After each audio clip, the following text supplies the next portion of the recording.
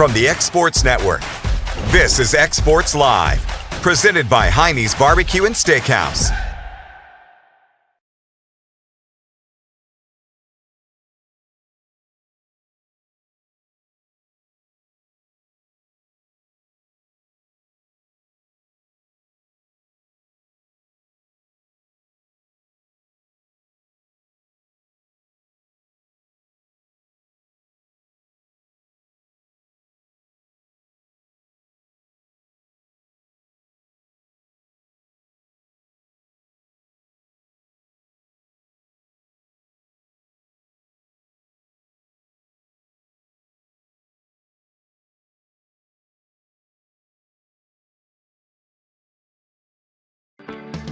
A moment in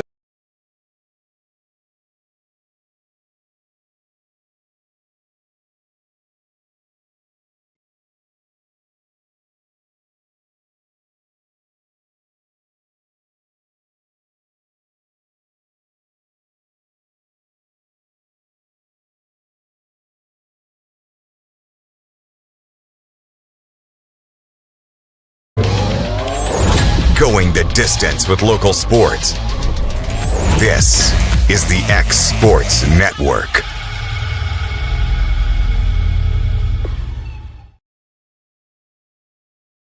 And welcome everybody here to X Sports Live. AJ Good with Michael Marks. Dusty Kizer will be joining us shortly. Had some, I don't know what's wrong with this thing. It just decided it did not want to work. None of our commercials would play like 2 seconds in. But anyways, we're here live on X Sports Live. Mike, it was a busy week last week, already a busy week now, volleyball-wise. We had two rivalry matchups on Monday and Tuesday.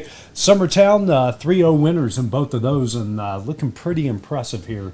Heading into, it's we are in the next last week of the season. Yeah, usually when these rivalry games are played early in the season, like I know Loretto and Lawrence County started off against each other, you can't really judge much from that. It's early in the season, but now that we're rolling around, getting closer to October, and you play these rivalry matches again, they're very telling later in the season. Absolutely, in Summertown, man, just looking so stinking good. What else can I say? 2-3-0 wins, and they're doing it. Lena Brown got hurt during a tournament in the final game of their tournament last week.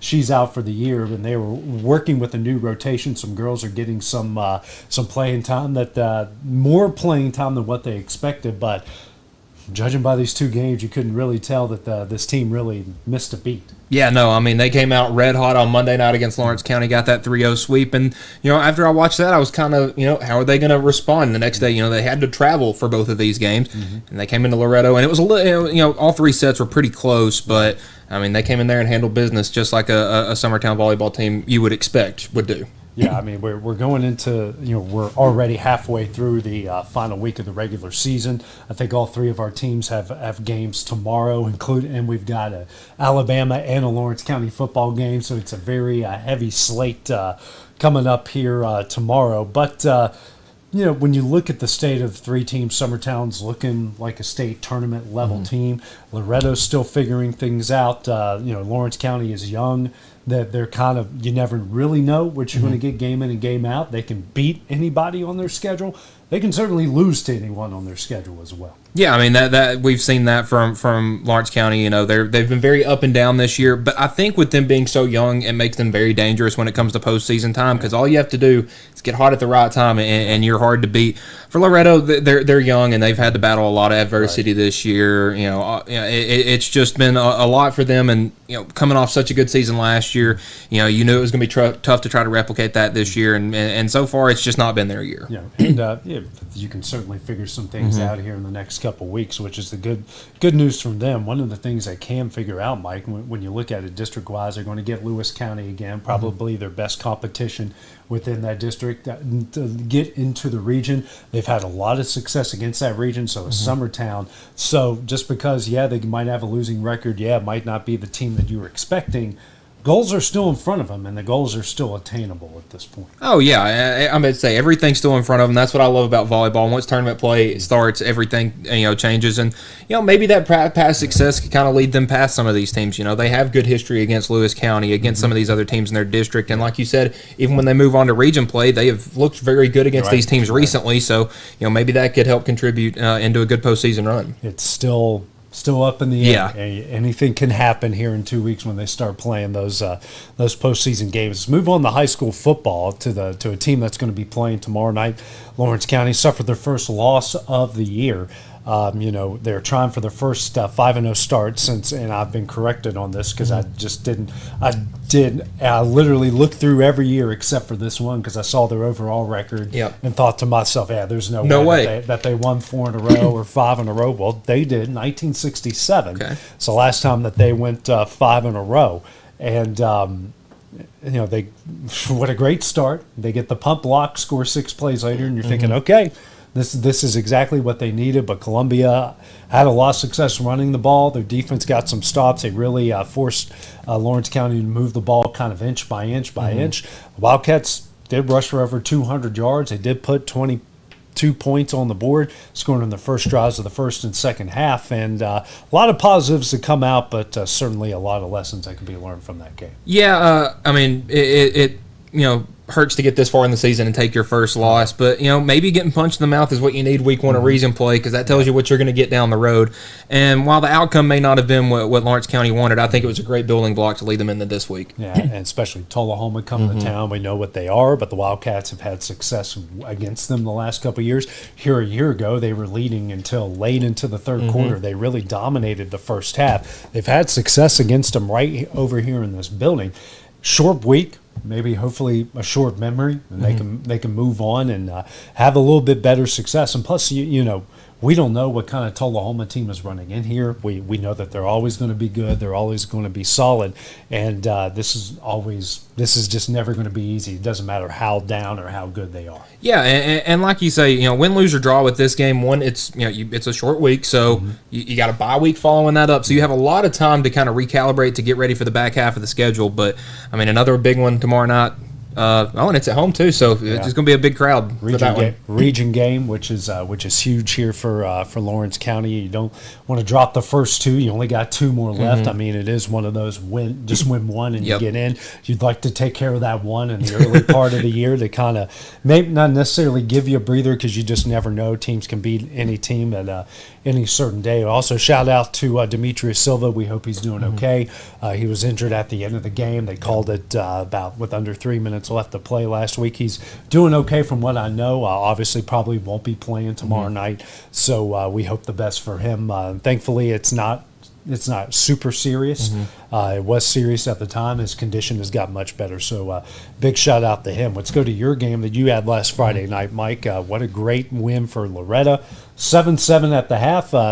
Pretty much you can say they scored all the points. Yeah. The pick 6 happens. But offense got the running game going, got the passing game going. Good to see Ben Lyles hook up with Dylan Thompson for a touchdown. And that's back-to-back wins. It could be 3 in a row. You never know. That this Riverside team is not what we have seen in years past. Yeah, and this team looks really confident. You could tell that when they came out there. There's a little bit of a controversial play to end the first half, and they came out second half. No, that was a touchdown. That was a touchdown. Yeah. Even from you guys didn't have a great angle. I was watching that game, not live. I went back and watched it. I was rocking my little girl, and I don't know how I didn't wake her up going, that's a touchdown. That's a touchdown. That's a bleeping touchdown. Yeah.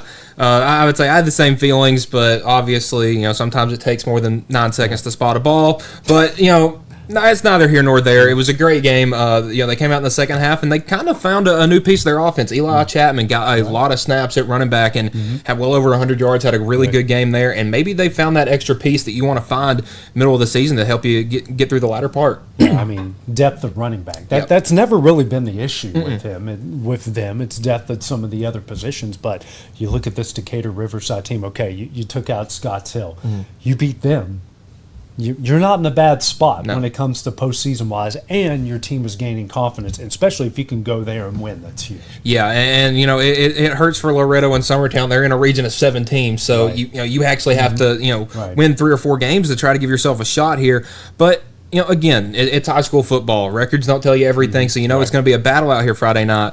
But I mean, it's a chance to get a win over a traditionally pretty good team. I think Loretto's going to jump at that opportunity. Yeah, absolutely. We hope the best for them. We'd Yeah. like to see them 2-1 in the Hey. league, and we want that Summertown game to have a lot riding on Yeah. it. Speaking of, Summertown got a really good win against Scotts Hill. I think we kind of knew what the outcome of that game was going to be. Even though Scotts Hill got off to a great start, Yep. was leading 6-0 after taking a fumble almost the other way and then eventually scoring on it. But then Summertown really came alive, and that offense was just absolutely clicking after. And, before the fumble, the offense was clicking, and after the fumble, Yeah. the offense was clicking. Yeah, it was good to see a big play like that, a big negative play, not really take the life out of you because, there was a big play in the Loretto-Scotts Hill game that Loretto kind of slowed down for a little bit after it happened. It was good to see Summertown respond, and, you look and, oh, no, it's 6-0 Scotts Hill, Yeah. what's going on here? But, Summertown got the offense going, was running the ball really well, and were able to pick up a big region win. Speaking of big region games, they got a huge one against Lewis County and Mount Pleasant, are the only undefeated teams. Lewis County, the big win against Adamsville. You've seen them, Mike. They're doing things a little bit differently, more of a running attack but they're doing what good teams do and what good coaches do, adjust to the personnel that you got. Yep. And they've got a really good running attack. They're certainly using it. That's a big win.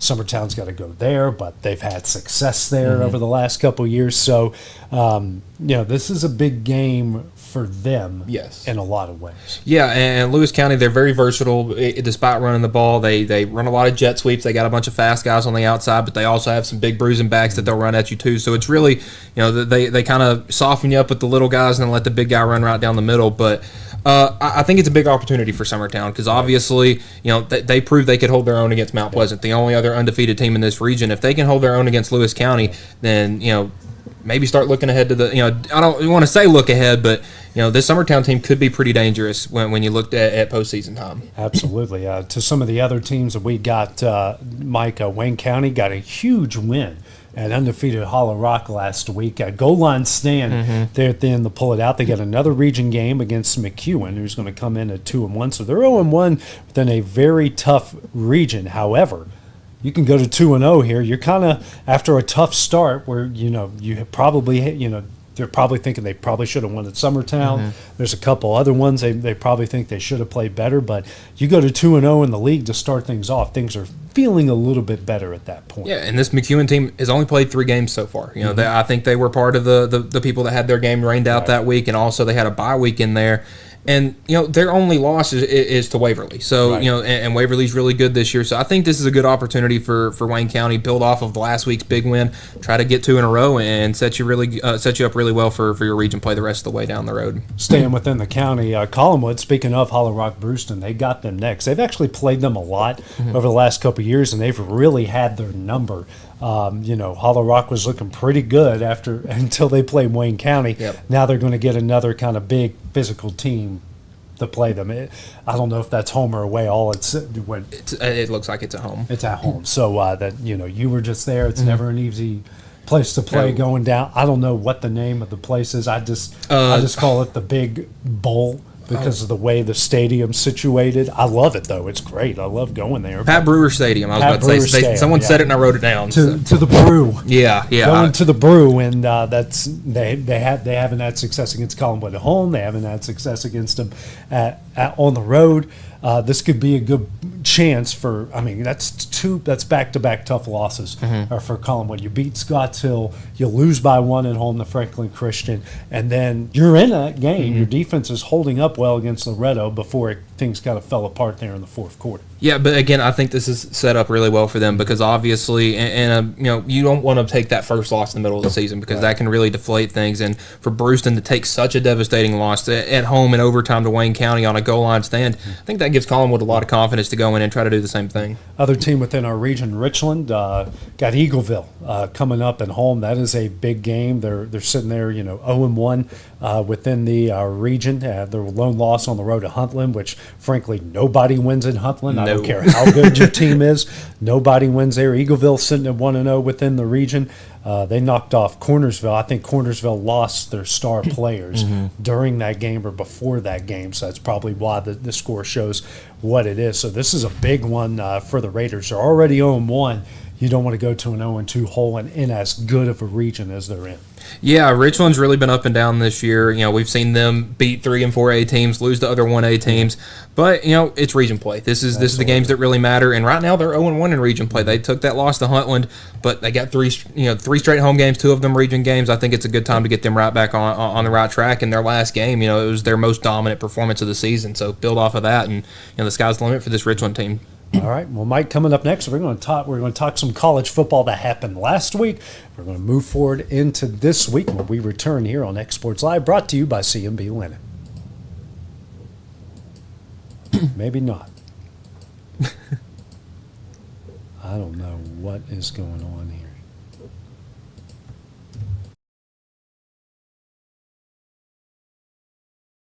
At Lawrenceburg Federal Bank.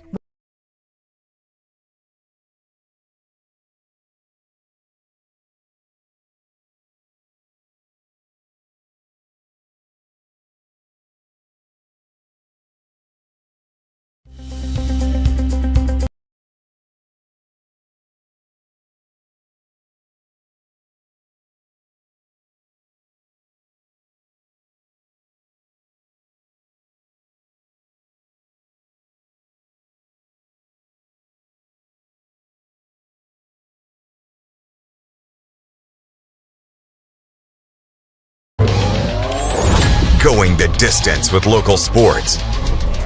This is the X Sports Network. Well, ladies and gentlemen, we tried to run some spots, and for some reason, the system just does not want to cooperate with me today at all. But you know what? Who cares? Let's go into it, Mike. We had a huge week in college football last week. A lot of upsets, a lot of close games, and what was the thing that kind of really stuck out to you last week, Mike? I don't know if this is one that necessarily stuck out the most, but it was one that when I saw the score, I was really shocked at how well Maryland played on the road at Wisconsin. You know, we were thinking Wisconsin was going to take a step back after that tough loss at Alabama, but you know they let Alabama beat them twice, and Maryland 4-0 early into conference play in the Big Ten. Tennessee did what we thought Tennessee was going to do: come out, ruin Trent Dilfer's photo party. We get why he was doing it. He had a really good explanation. I know a lot of people had fun with it, but. I think it was a fair reason. It was a fair reason, and well, you know, he's having a much better year there than what he's had in years past. We hope that continues for them. You never want to see a coach get fired. I do legit think he's a good guy, but Tennessee just did what that game went as we thought that was going to go. Yeah, I would say the last time, or not the last time, the time before the last that UAB came up there, it was a Derek Dooley coach team, and that game went to double overtime, and Tennessee luckily to come away with that one. And UAB has been pretty down through the early going of the Trent Dilfer era, but he's got Jonathan Kitna, who it was a very talented quarterback, had some controversy at Florida, seemed to turn things around with the Blazers, and maybe UAB could be a competitive team in the American, but that is a tough conference this year. Ooh, yes. Let's get into it. How about Memphis? I mean, same state, they're not down the road. For us, nothing is down the road. Other than another road. Vandy and MTSU, and go Herd, by the way. Sorry, all you MTSU grads. Sorry, not sorry. All those penalties, 160 yards in the Herd, baby. 3 straight touchdowns in the game. And I was talking with you. I did the UT Southern soccer games, and I was contemplating, because Marshall never comes. This is as close as they're going to play because they're not going to come to UNA for football or any other sport. They would never come and play Belmont or Lipscomb or anything like. Well, actually, they came and played Belmont several years ago. But, MTSU is as close as they're going to get for football. And I was contemplating, like, man, do I go after soccer, even if I get there at halftime? Well, I get into my car at 6:15. I look at my phone. Marshall scores on the opening drive. I'm like, okay, I'm not even going to try this at this point. And then and then I get home and I see delayed. And they set in a 2.5 hour rain delay. 2.5 hours. I could have literally driven back from Pulaski to Lawrenceburg, picked up my family, driven them to Murfreesboro. We could have stopped and ate in Toots for an hour, got there, paid for our tickets, and we didn't need to order them online, and still would have got there back in time for the start of the second, to restart the game right after Marshall's opening drive. You know, usually you think of a college football game as taking a part of your day away, honestly, if you're going to be there in person. And, man, there were a lot of those this weekend. Ooh, yeah. The Clemson-Syracuse game took about 7 hours maybe. I know the Notre Dame and Purdue one got delayed for a pretty good bit of time. So, I mean, there were a lot of games that ended up going from the morning slot to almost the start of the night slot. Oh, my gosh, a lot of them did. But, hey, go Herd. Well, I'm going to pose this question. How do you think Derek Mason feels right now? Because Vandy is looking great. It looks like they're going to go to 5-0, even though Utah State is a tricky team, sitting at 3-1. You never pass over a Mountain West team, especially at home, because they can get you. Yeah. They can get you if you're not ready for it. And you get this job right down the road. You're supposed to revive this program. You blow a lead against Marshall. You just get dominated by Austin Peay. And the guy that replaced you has got this team rolling. Is Vandy in the top 25? Yeah, they're in the top 20. I think they're above Alabama, actually. And they're sitting there right behind them. 1-0 in the SEC with sort of an upset in hand. I mean, he can't be feeling too good right now. Well, I don't know why he left his job of announcing. He was, in the middle of the day SEC guys, and he's not, above and beyond anything great, but he was doing a good job with that, and then left his comfy desk job and wanted to get back into college football. And he left at a weird time because his last year was the COVID year. That was when he got fired, and then Clark Lee came in. Well, he hadn't coached since then. Right. A lot of stuff's happened in college football since then. Is this his third year in MTS, or is it second? I think it's his second year in MTS. But the transfer portal is a thing now. NIL is a thing now, and he has no experience with that whatsoever. I just thought it was a strange hire, just that the way the timing that he was fired and the fact that he hadn't been back in coaching since then just felt like a weird hire for me. So I would say he's probably sitting at home wondering why he did that. I went to a game last year just because it was the end of the season and there was nothing really to do that day. So I took my son to a game. They played New Mexico State. There wasn't hardly anyone there. It didn't look like there was Marshall's band was there, and it was louder than MTSU's band. It looked like there was a lot of green in the stadium, and there wasn't a lot of people there. And, they had some parts marked off because they're doing some renovations. I'm like, renovation for what? No one comes here. Well, legit, nobody goes to you should be downsizing that. Yeah, I will say about when they had Rick Stockstill and they were burning everything up there. They were good. They had pretty good crowds, but at those really after that Miami win down at the Orange Bowl, it's really been all downhill for MTSU since then. Yeah, I mean that I'll always remember this. I was covering Marshall. I know we're kind of going off on it. We have all these big games and we're talking about MTSU, but Marshall played there on a Thursday night, and I remember because that was a long road trip for me. I did that game, and then I traveled all day Friday, and then I did West Virginia, Kansas State at Kansas State on Saturday. And Marshall lost on the very last play of the game. MTSU broke out the black unis, which looked great, and went right down the field and scored. Literally, this guy got targeted like 5 times, held on to the ball, and they won, or MTSU won. And I remember I'm up in the press box, and I'm like, it's 45 minutes to kick off, and most of the teams I cover, most Marshall fans are already there. Most WVU fans, when I cover Virginia Tech, most of them were there. When I covered Georgia, all of them were there. Yeah, so I'm not used to seeing just a place so empty before kickoff.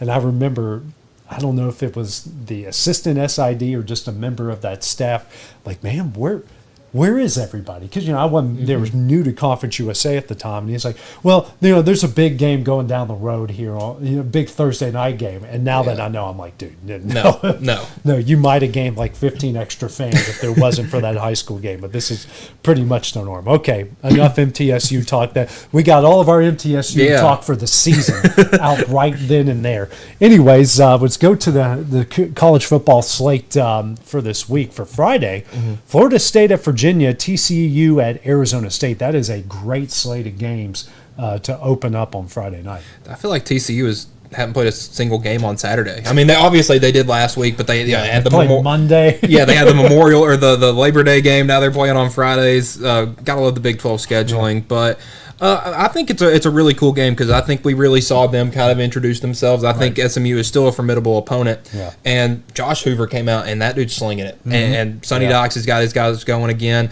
It took him a couple years to get it built back up, but man, this could be a really, really good TCU team. Is all I'm saying. Yeah, he's through 3 games. He's got 1,000 yards throwing, 11 touchdowns, 2 interceptions. That's pretty good. But I think Arizona State kind of righted the ship with that win at Baylor. And poor Baylor. That's 2 tough losses at home in games that, Auburn will give you a pass on because they got up 2 scores and kind of kept them at arm's length, even though the offense got clicking there at the end. But that one was one they should have had. They had Arizona State on the ropes, and I don't know if Dave Aranda's got some Josh hype on him, but he just could not stick the dagger in the heart of him. He must have because they were running the ball a lot. I was surprised. I don't think I've seen Baylor run the ball that much since RG3 was there.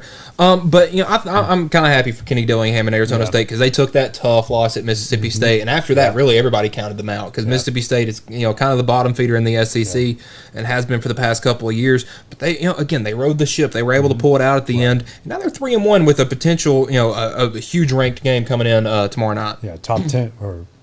Friday night. I wish it was tomorrow night. We need to make Thursday football great again. Let's do it. Come on then, bud. You're good. We're talking college football. Dusty Kizer in the house, ladies and gentlemen. What's up? What's up, bud? Doing good. Got your Dunkin' drink. Strawberry refresher. There you go. Did you visit Clint on his deathbed? Is he doing okay? I hadn't talked to him yet. I figured I'd wait till we get done. Just talking some college football. They didn't play last week, so you're able to. We looked really good last week. Best they've looked this year. DeBoer, he done a real good job coaching. He showed a lot of enthusiasm. The guys really played hard for him. Yeah, Thursday practice must have been tough. Yeah, Ty Simpson went 15 of 15 for like 245 and 3 touchdowns. Yeah, that sounds about right. Yeah. Sounds about right. Yeah. What were your thoughts on last week of college football? Or did you get a chance? I know you were working. Did you get a chance to watch any of it? I watched a little bit of it. I mean, it wasn't a whole lot. Just jumped out at me like, oh wow, Yeah, that caught your attention. Yeah. I mean, Clemson's completely falling apart. I mean, that's about the best thing. Dabo's just completely lost his mind. Well, I just find it so funny that his whole excuse in that press conference is, "Hey, when y'all get tired of winning, I'll leave," and he's still there and they're losing. And they might get tired of losing. Yeah. Yeah, they like really, really quickly because, I always think back to his spat with Tyler from Spartanburg. You guys remember that? Oh, yeah. Yeah, he lost. He has not been the same ever since that. I don't think he handles criticism well at all. I mean, let's be real. Most of us do not handle criticism at all. But I think if you've got that level, you're making that money, you've accomplished what you've accomplished, you should have thicker skin than what you do. Sure, and he's starting to show a lot of that soft skin side that a lot of people, maybe didn't know about. Listen, he's been able to walk through the ACC for so many years. Right. Yeah. Let's just take away Deshaun and Trevor, 2 generational talents that he got back to back. First round picks. He's not going to beat Miami this year. No. Nope. No. I mean, they're legit. Miami looks real. Yeah. I mean, they got the 2 best defensive ends in college football. Florida State, I think I'm not going to say legit, but I think he's going to struggle with them as well. So I think we're going to see the Dabo seat get really, really hot, and I think it's going to push him out. To me, it looks like he can't take it. He just this pressure's hit him, and it's like, oh no. And listen, it boils down to one thing. I was talking to my buddy about it today, and maybe I'm wrong. I don't know, but I feel like I'm right. If you look at it, he's not using a portal at all. Nope. No. He only got 2 guys. Yeah, I think they took 2 or 3. I got this because I knew we were going to be talking about college football. Yeah. Y'all might have seen it. I don't know. But The top 7 transfer portal classes in college football are 27-0. Yeah. That's LSU. Mm-hmm. Well, what is that? Texas Tech, Miami, Ole Miss, Oregon, Florida State, and Missouri. It's Now, if you go to the for next team, itself. if you go to the next team, it's Kentucky. But Yeah. other than that, it looks really good. I mean, it's good players going to good coaches and good coaches knowing to do with those good players, because that's, you're mix and matching a lot, and you're hoping for the best, but you also got to find a way to work them into what you want to do and adjust to what you have, and that I think that's the problem Dabo has. I just don't think either he just doesn't know what he has, or he's holding his coordinators back, because I mean, Tom Allen had a defense that was in the playoffs last year in the semifinals. Yeah. And their defense almost got them to a national And- championship. And someone pointed out on one of the podcasts I was listening to, after that game, they do, and I watched some of it. They don't look like they play hard. Nope. They don't look like they play hard for anybody. No, they don't play hard. They came out of that lightning delay completely uninterested in that game. Now they were already down. What was it, 24-14 or 24-7 at that point? Yeah. But I noticed that they came back out of that rain delay and looked completely uninterested to be there. Yeah. Yeah, it's I don't know. College football, me and Clint talk about it a lot about not just feeling the same, but this weekend's going to be some. It's going to feel different this weekend. This one's going to be a good one. Well, looking at the rest of Clemson's schedule, guys, at North Carolina, which, whew, that might be one there that they can get. Billy's not looking good down there after going to the bounce house in Central Florida. I love the meme last week where his girlfriend was on the sideline and was like, "Can I get some money to go concession stand?" And she's standing on the sideline, Yeah. Yeah, wow. Like, that's just, so many people point out, how weird is that? Like, me and you lived through the whole Belichick, when he took him in 01 after the plane crash and all the way through it. Can you imagine, like, everything we know about Belichick, and that he's allowing some 25-year-old on the sidelines to give him kisses before a game? Yeah, like, it don't even make sense. No. Like, it's, I don't know. Maybe he, his wife left him or whatever, and maybe he just said, you know what? Yeah. Well, it's just funny the way this whole thing is developed, because it was, okay, Bill Belichick's single now. Okay, now he's dating this 24-year-old girl. And then there was the Halloween picture of him, the fishing pole thing. And you're like, man, this just feels a little weird. And then they got back into the spotlight, and it's weirder than any of us could have imagined. Yeah, but the whole thing, like you're right, on the sideline, that's not Belichick. No, that's someone getting in his head. Yeah, because he would have never let any of his players have their wives down on the field. No. You think Giselle come down and talk to Brady for a game? No. Heck no. They're lucky to let him on the outside of the locker room after a game. Yes. Like, taking pictures with the kids or something, Yeah. It just, I don't know, Belichick, he just, I don't know, maybe he had the ego, hey, I'm going to go to college and do it, Yeah, and then I'm going to do it for 1 year, and then I'm going to go right back into the NFL. But they've lost 7. They've spanked by TCU, barely beat Charlotte, and then they get, they didn't look great against Richmond. Then they just get embarrassed by UCF down at UCF. That was terrible. Yeah. Here's the remainder of Clemson's schedule. At Boston College, home versus SMU, home versus Duke, home versus Florida State, at Louisville, home versus Furman, out South Carolina.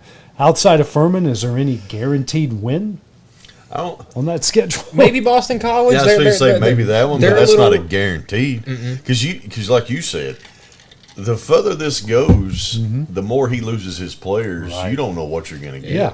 And does he do a Mike Gundy and just quit, and then they're sitting in the middle of the season? That's another thing, you got to think about. He don't want to – I guess you could look at it two ways. Does he ruin his legacy at Clemson by just putting his team in the tank? Right. Or does it look worse if he just said, you know what, I'm going to step back, I'm going to resign, somebody can take over? Yeah, because when you look at the history of it, Nick Saban went out after a semifinal playoff loss. That's if you're going to lose in your final game, go out at a pretty high peak. Sure. But Bear Bryant didn't exactly go out in a national championship game. Nope. Went out in a bowl game when bowl games mattered. Right. But there, Steve Spurrier quit in the middle of a year when South Carolina was just did. awful. Just sometimes, what made Saban great? he adjusted to every era of football he was ever in outside of the Miami Dolphins. But, college football wise, he's adjusted to every era, and his teams are always at the top because of how good he adjusted what he had. Sometimes the game just passes people by, and it might be passing Dabo by. Well, and that's exactly what we saw happen to Mike Gundy. Because, obviously they attacked the transfer portal, but it is something that he hasn't made a big deal of. You never, are scrolling on Facebook or Twitter or whatever and see, oh, wow, look at this big transfer Oklahoma State got. They were one of those teams that was in the top 10 in transfer portal rankings, but it was because they took 38 3-stars. They're not building their team up with supreme talent. They're just, taking a bunch of backups and making them starters, and that's not going to work in the Big 12, especially with how top-heavy that conference is. I'm good with it. I think more about our game this weekend. And the 3.5 that they got us on the spread. Down to 3. Is it down to 3? Yeah. So it's a pick. If you look at it, I know people at home watching don't understand that. But that's a pick now. It's kind of scary for me. You start thinking about it. My buddy said this morning, man, Ty looked good. Well, Ty looked like garbage against a good Florida State team. Right. And I understand it's the first game of the year, and you got all these, you got all these bugs in your stomach. But he's also been in that system 3 years. He's been at the school 3 years. He's been in the board system and going in his second year. So I don't know, but I feel like Alabama's got to establish a run game early. Yes. Jam is supposed to be back, but I'm sure he's going to be on a touch limit. Unless he goes out there and starts showing out. But there again, Georgia got a pretty big up front. Kirby's going to be ready. Of course. I know people talk, and we all talk about how we hate how people say, well, Dabo or Kirby looks rough against the board. Come on, man. I think last year happened, and he goes, okay, Saban's there, and I still can't beat him. What's going on? I think that's the reason that Tennessee scored 41 points against them. I really do. I think that this was the first time he had put his scope on somebody else. But with that being said, our coach isn't going to have our guys ready like Kirby's going to have his guys ready. You got to think we're going down there. It's going to be a night game. Blackout, they're saying. So so now the only thing I will say for Ty Simpson going on the road is he's done went to Florida State. Now he did look like garbage and got his head kicked in. But those bugs, may not be as bad. Maybe he'll go in a little bit more calm. But I think if Alabama can establish a run game early, I'm not saying we're going to win, but I think we can make it a competitive game. I don't think we want to get in a shootout with them. No, not now. Not now. Not now. It wouldn't hurt my feeling if it was one of those 10 to 13 ball games. Honestly, I think I'd enjoy watching that. And just pound the trenches. Because that's old school Georgia Alabama football. And I'm glad you bring that up because I think Tim Keenan, the third being back, is going to be huge for y'all. Because you watched that first drive for Georgia coming out of the second half. You were there. They ran the ball right down Tennessee's throat because that's where Tennessee was. Well, I think one play action pass that he overthrew the guy, but the rest was just run. And it wasn't outside; it was right down the middle. And that's where Tennessee had gotten a little thin with injuries. Alabama getting their big, NFL draft talent guy back there, that could prevent that drive from happening. And then Georgia knew after that they could run the ball the rest of the game and they weren't going to have a problem. And what hurt y'all was, you're missing your guys on the back end. Well, Alabama's not missing their guys on the back end. But with that being said, we seen against Florida State, those guys on the back end didn't show a whole lot of effort. In tackling and running the right defense against Florida State. So that's where I go back to the board. He's got to have those guys ready. Because you got to know Kirby's he's coming. And we've seen they can play in the shootouts, which Kirby has and his teams haven't had to do a lot of. But if you remember the Ohio State semifinal game when Ohio State and that bunch and bunch of NFL talent just said, okay, if you're going to beat us, you're going to have to score almost 50 on us. And they almost did. And if it wasn't for a really bad kick there at the end of the game, that might have been Ohio State-Michigan in the championship game. For sure. No, it was Georgia and TCU. That would have been Ohio State, TCU. There in the championship. That game was still so bad we still forget it. But you think about it one way. if I thought Tennessee was able to run the ball at the end against Georgia. I think just the offense in general kind of wore them down enough where they were able to get a lot of, they didn't gash them, 15 here, 15 there, but it was 7-8. 7-8, 7-8, and I thought they should have stepped on the pedal a little bit more and gone for 6 instead of 3. But that's just my opinion. So I'm with you. I'm kind of piggybacking on your point Right. that if you can run the ball on this team, you can control the clock, and that forces. In a way, Georgia can't get that run game going. They can't get the Gunner Stockton run game going. And if you force Gunner Stockton to sit in the pocket for longer than 3 seconds instead of the 1-2 drop and just throw darts down the field and make him move, make him sit, make him go through his progressions, I think you have a better chance of beating him if you make him sit in the pocket and go from read to read to read to find the right guy. Yeah, because he's not hitting that throw that he hit in the corner of the end zone against Tennessee. I don't think he hits that that throw. Yeah, that was a 2-step drop and launch. Yeah, I threw that up thinking, please be there. Yeah, it was the most perfect pass I've ever seen. But with that being said, that's kind of been one of our nemesis through DeBoer. It was kind of bad through Nick too. Yeah. Is these quarterbacks who can get out of the pocket, who can extend the play down the field a little bit. So that's where I think getting back our pass rush, if we can put pressure on him and just keep him contained. Right. Like I said, I don't think we win the football game. I really think we lose. But I think we can keep it competitive, or we just don't get our head kicked in. I think you'll feel if you do cover the spread, which it's at 3. So say you lose by 3 or less, I think you feel good at that point. Yeah, because of course that does put us at our second loss, and we got a tough schedule. We still got y'all. We got Vandy, Auburn, Missouri, Oklahoma. The tear's out. Yeah, he's out. He'll be back. He just had a little hand issue, I think is what they said. But I will take a good, and I know it sounds terrible. Yeah. I'm not a fan of saying a good loss, but it would make me feel a little better if we could. That way we know what we got.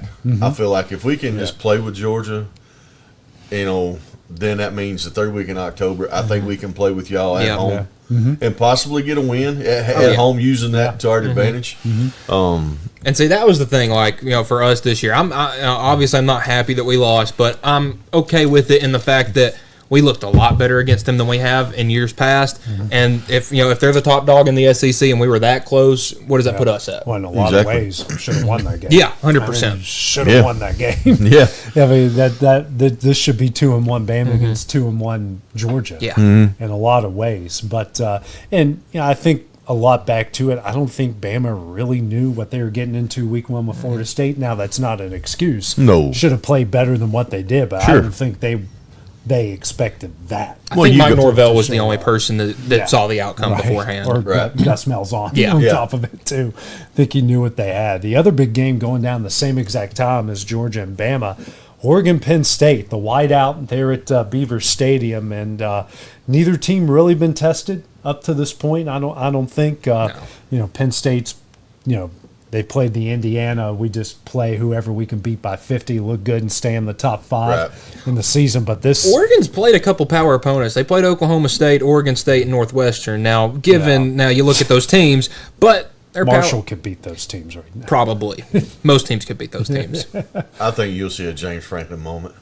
Yeah, I'm thinking the same thing. I've thought about that a lot today. I will never buy into James Franklin. I'm sorry, Penn State fans, if you're seeing watching. But, this is the game where he has his dumb moment. Yes. And it cost him the game. Yeah. I mean, he's got a proven track record that he gets in his own way. Yeah. He's either going to run a dumb trick play or try to fake a punt or something, and it's going to go terribly wrong. And how many of these have happened at home? Most of them. Yes. It feels like most of his big losses are at home. All those big Ohio State losses where they had the game won at home. All those big Michigan losses. Michigan came into there without the head coach, ran the ball 60 times and won by 2 scores. Yeah, I mean, they threw the ball, they didn't even throw it in the second half. No, I would say J.J. McCarthy never made a pass in the second half. And for some reason, he's a first-round pick. Isn't that ridiculous? One of my favorite radio guys, I'm in Detroit, and he's like, well, the reason why he's struggling in the NFL. It's like, well, it's hard to be successful when you don't know what the other team's running all the time. That's it. It's also really hard yeah. when you have to actually throw the ball and you can't Yeah. just hand it off every time. And what's bad for him, though, is he's probably got the best receiver in the game. Oh, my and he goodness, he yeah. can't Yeah. hit him. No, I know, and Carson Wentz figured it out. Look pretty good there. Yeah. Pretty good, Get yeah. somebody got a little bit of experience. And Yeah. I'm sure Justin Jefferson's like, golly, thank goodness. Like, how many washed-up former college football stars can you throw in my way? Yeah. Sheesh. But I think what leans into that James Franklin moment is you think like Ryan Day can outcoach him, Harbaugh can outcoach him, Innovation Row Moore can outcoach him. I think Dan Lanning can outcoach him because Dan Lanning, He's not a bad coach. no, he's really good. He recruits really well. The Dante Moore, 11 touchdowns and 1 interception, almost 1,000 yards throwing. I think that's worked out well. You get a unique offense, a team that's not afraid to run the ball, Right. which Ohio State and Michigan are never afraid to run the ball.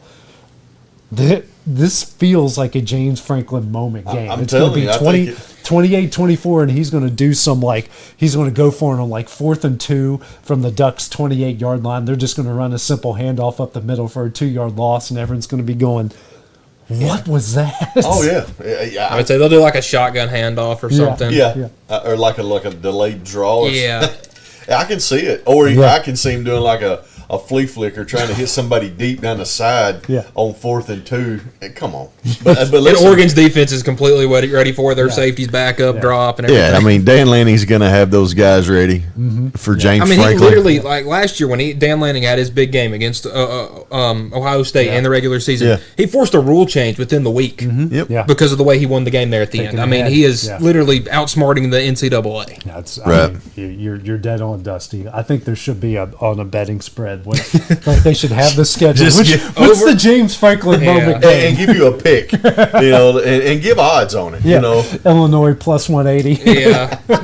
Oregon minus 290. Yeah. Tennessee on the road to Mississippi State. When you look at the schedule early in the year, you're like, okay, Yeah. they might struggle early, but they're going to go on the win. But this Mississippi State team, they have a win. They have a top 25 win right now against Arizona State. Not bad, 4-0, and this I think they figured some things out offensively. This isn't exactly going to be the game Tennessee thought it was going to be when you looked at the schedule preseason. Because Tennessee's still missing a lot of guys defensively, and we are the worst big play defense in the country. Mississippi State makes a bunch of big plays. Yeah. I think this one's going to be one of the trenches, though, because these are both teams that run that veer and shoot offense. It kind of relies on you being able to run the ball. Mississippi State's run defense is not there. Tennessee's getting some guys in their front seven back. I think that will be there if they can keep Blake Shapen for throwing for over 300 yards. I think it's a Tennessee win, but this is going to be one of those that's a lot closer than it should be. It feels like. Right. See, I don't know. I think y'all are drinking the Kool-Aid.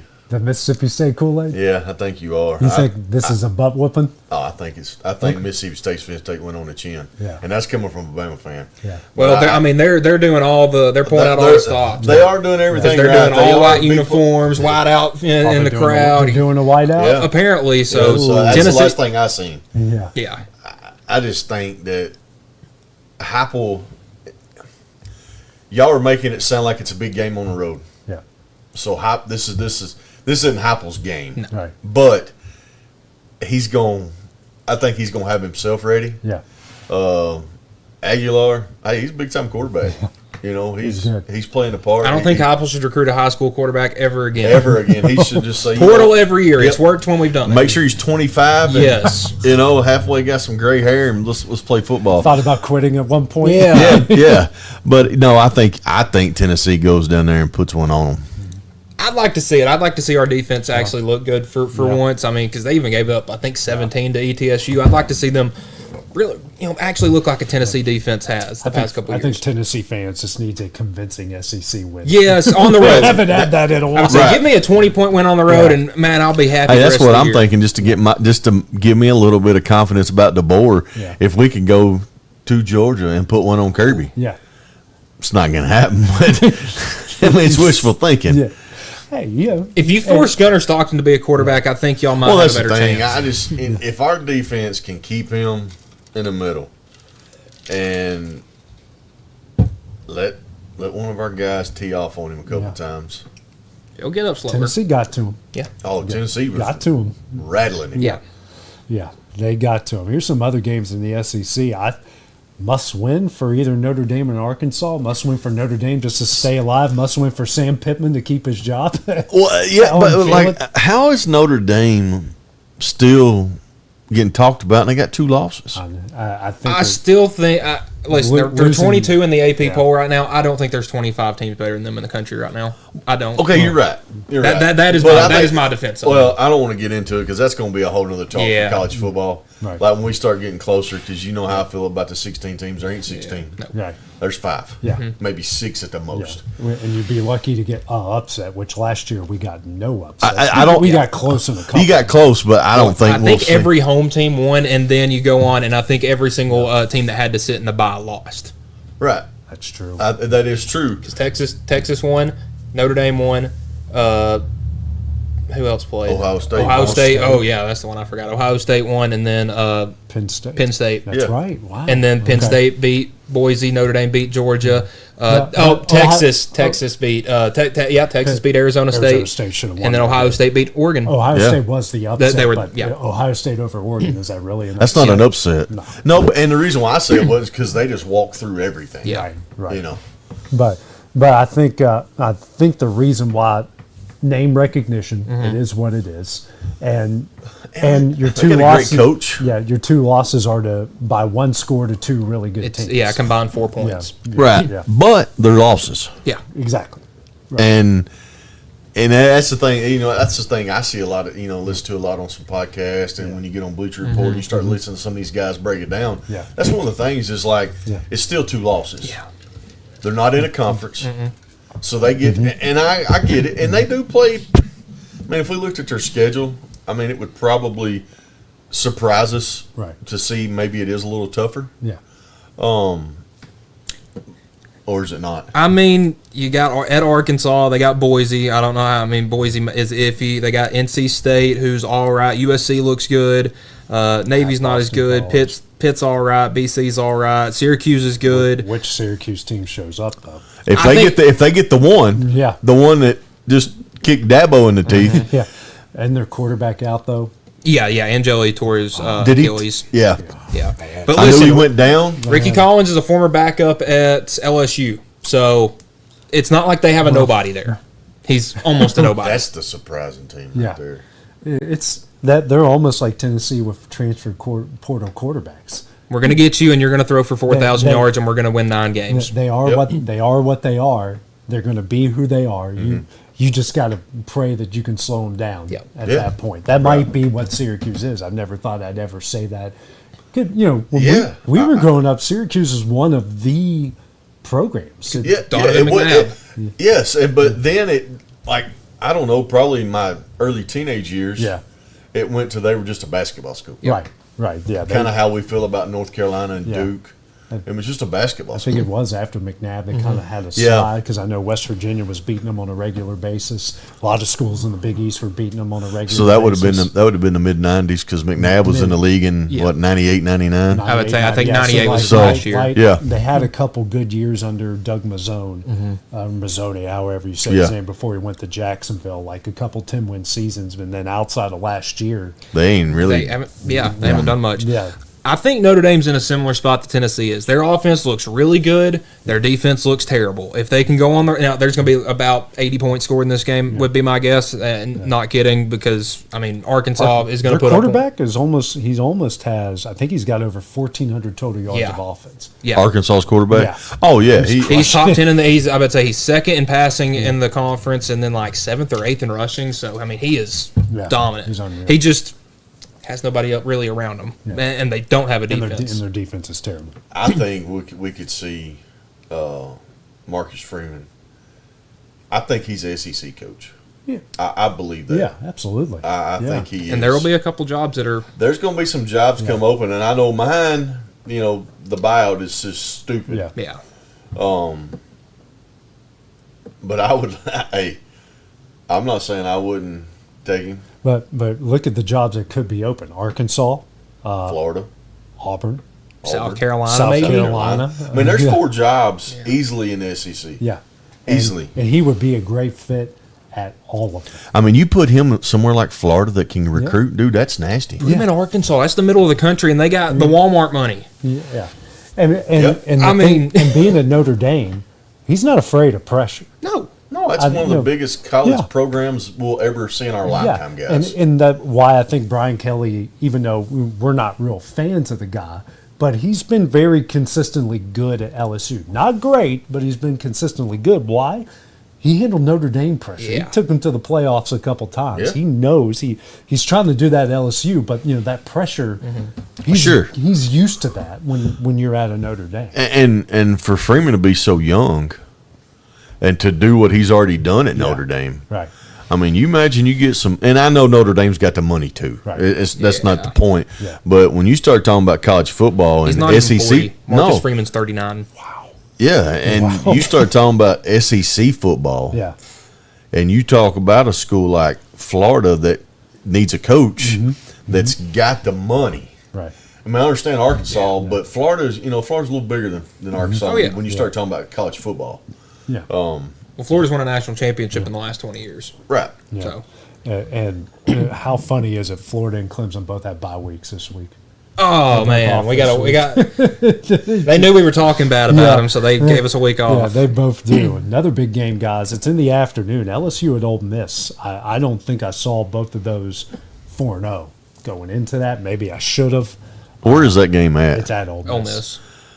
What's the spread? Ole Y'all Miss got it? 1.5. So pick 'em. 55 and a half total points between Lane the two. Kiffin's gonna get him. Dude, I think he's gonna light up the I Tigers. think he's getting him. Dude, I think they might beat them like remember I think it was 2 years or no last year when Alabama went to Baton Rouge and beat them by like 28 or whatever. I think this is that. Because Ole Miss has got a dude at quarterback. And he's a D2 transfer, and he's going to put up about 450 yards and 5 touchdowns and absolutely show everybody who he is and enter the Heisman race. I just read their name off the list. Yeah, There's a reason why Lane Kiffin is 4-0. yeah, And you start looking at it, what he's done is he's went and got a bunch of 4-stars. Guys that are just athletes that want to play football. Yeah. And he has, listen, he's been around. all right, yeah. You take away all the stupid stuff. I mean, it's Lane. That's just Lane stuff. He's got a special coming on ESPN in a little bit. So Right. Those kids love him, and they're going to play for him. They're going to play till that last whistle. And I just think they put it on LSU. I'm kind of feeling the same way because I think LSU still hasn't figured out enough offensively. I mean, Nussmeyer's looks terrible. I mean, he's on 6 touchdowns in 4 games. Like when I'm looking at some of these And he other was a guys, Heisman front runner when the season started. Yeah, when I'm looking at some of these other guys in the SEC, I mean, I'm like 12, 11, 10, and I see him at just 6, and he came back to boost his draft stock. Yes, because he could have left. He Yeah. was a second-round pick last year in the draft. Second They had him round projected. at the worst. Yes. Projected there. But I think, and I hope none of my in-laws are watching, but I kind of secretly love Lane Kiffin. I love he's just not afraid to say whatever's on his mind. That's what Yeah. You start talking to like say me, Yeah. for instance, and they're like, "Who you want for a coach? Who you want for a coach?" Well, guys, really, who wanted the job? Yeah. Who's to me like who would be arrogant enough Yeah. to take that job and run with it? It was him. yeah, That's him. It was him. Yeah. It sure wasn't the board. Yeah. He's not afraid to leave where he's at to go to where he No, I mean wants if to go. he come to Tuscaloosa and went under 500 by 3 games, he would care. Yeah. What are they gonna do? Fire him? Okay, I'll go. Somebody's gonna hire me. Yeah. Yeah. I'll take gonna my make $70 million I'm going to payout. make a lot of money on the way in, a lot more money And that's on the the way thing, like and I know we've talked about it on this show, but that's the thing about Ole Miss. Mississippi only offers state employees 4-year contracts. Yep. So Lane will never sign a huge deal Right. so he's not at locked Ole down. Miss. Yeah. And he's young enough; he can go to Alabama, he could go to Georgia, he could go anywhere besides Mississippi. He was rumored at Auburn before. Rumored at Auburn, and it's- listen, for me, that's scary. Well, one of the topics in this in that special that's coming on him tonight is about that Auburn job, and it opened up because he was going to take that job, and his daughter made a slideshow presentation about why they wanted to stay at Ole Miss, because it was the first time his whole family had been back together, down in Oxford, and I think that's what's kept him there so long, honestly. And I think he loves it there too because it's lower. It's still high pressure, but when you're, as far as the SEC tiers of pressure, you can probably make 4 levels, and it's teetering between 2 and 3. Yeah. I mean, if he loses to Georgia every year, he's not in trouble. People expect that. Yes. People's like well, for y'all, you lose to Georgia and it start getting hot. Like for us, you start losing to Georgia, it starts getting hot. Lane can lose to Georgia every year, and he's not going to be high. He can lose to LSU every year. He's not going to get high. I'm about to say, because every year he keeps getting to 10-2 is another year added on to the, oh my gosh, Ole Miss has only got 5 10-win teams ever, and he's 4 of them. Right. I mean, you think about it. I mean, and even for us, but like 10-2 every year. Dude, I would take that in a heartbeat. Where do you sign up for that at? Because that's an automatic playoff spot. For those two, these two, oh my God, I'd be jumping for joy. Yes, you would sign that every year. And if you lost in the first round, who cares? We got there. You got there. Yeah. But yeah, that's what I'm saying. Like, Lane could be scary if he was, like I said, Ole Miss, they good in the portal like he's done. He's done a great job at it. This has a lot of the makings of the Georgia game from a year ago. Oh yeah, and it's kind of got some high school drama about it. Have you seen the picture? Lane Kiffin posted a picture. Yes, his daughter with the star linebacker at LSU. I don't know who that benefits in this, but listen, I think it's Lane I'm just sitting there looking at which is why I love him so much. Yes. I'm about to say, you look at Ole Miss's offensive line, all 5 of them are going to have 2 eyes on him, and they're going to be coming at him every single play. Oh yeah. Every single. But this, I knew going when Georgia went to Ole Miss last year. For some reason, I was watching it. The moment they kicked the ball off, I went, "Nah, man, Ole Miss is going to win this by 2 scores." Like, I don't know what prompted that, but just something. It had the feeling before the game. It had the feeling during the game. I'm like, this is a hornet's nest. Georgia does not know what they're walking into, and I'm kind of getting the same feeling with LSU. They've played a tough schedule. They have not looked great.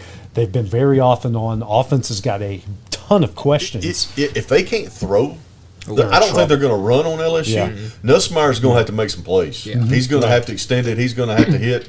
He's going to have to hit some of those big plays, and he can't turn the football. You turn the football over against Ole Miss, and they're going to run you plumb out of it. Lane is not afraid to stick the dagger in the heart. He's never.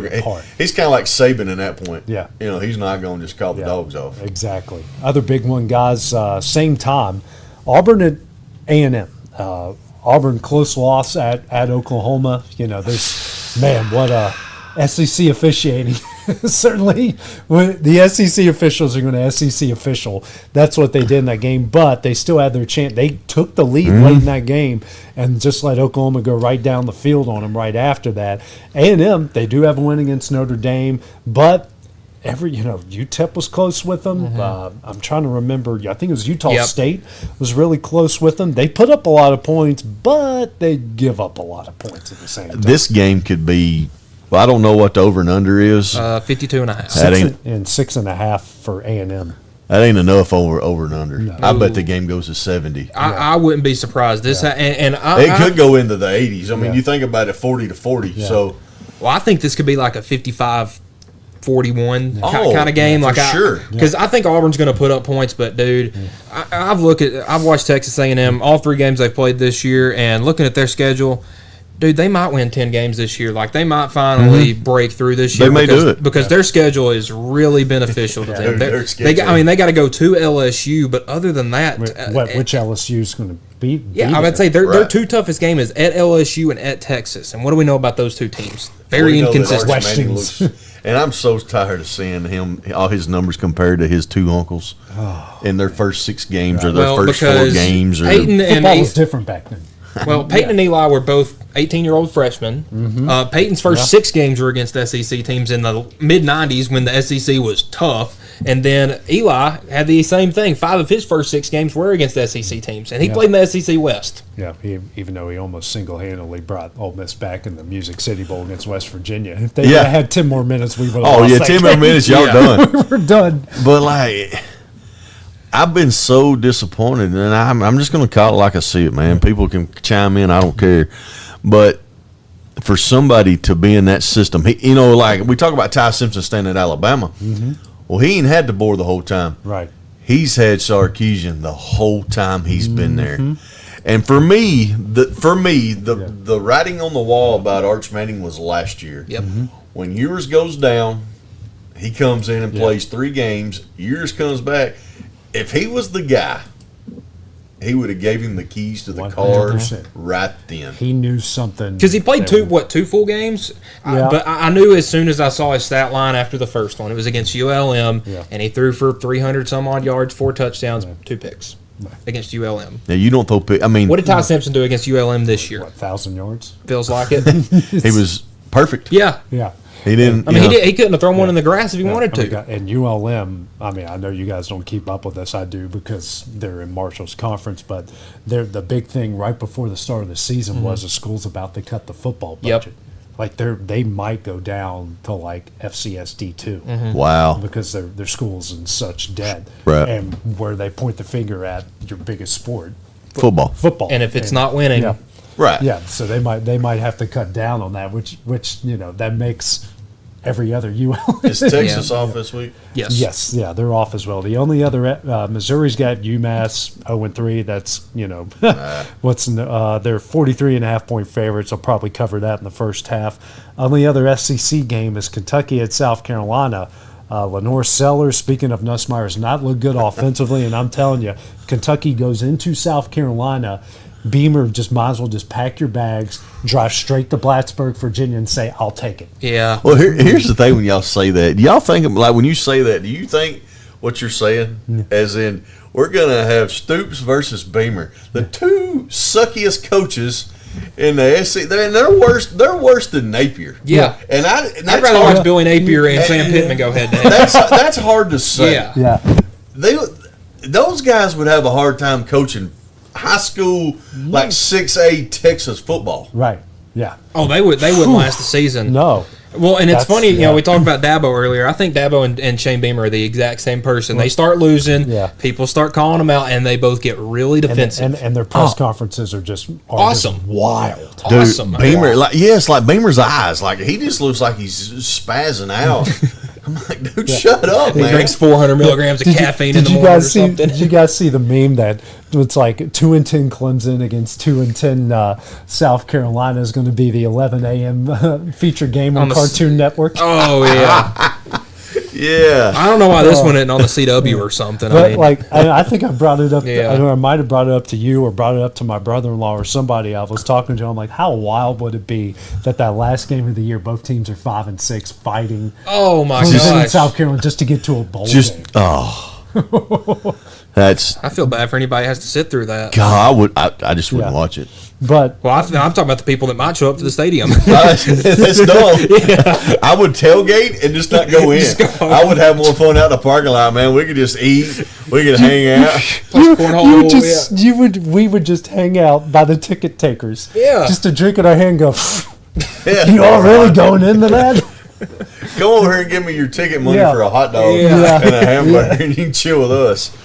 Like, Sheesh. you're really going to go watch that? Like, really? Oh, man. That's going to But, wow. I mean, literally. I mean, South Carolina's 5.5-point favorites. Total points 46.5. They might be lucky to get the 40 between these two. That's gonna- That's going definitely under. Yeah. Yeah, that's going to be like a 17-14, just bloodbath. But I think the coaches may just get out on the field and tackle each other. Yeah, it may be 15-12 off only field goals. I mean, and how crazy is it that we're talking about Kentucky and South Carolina being 2 of the worst programs in the SEC this year.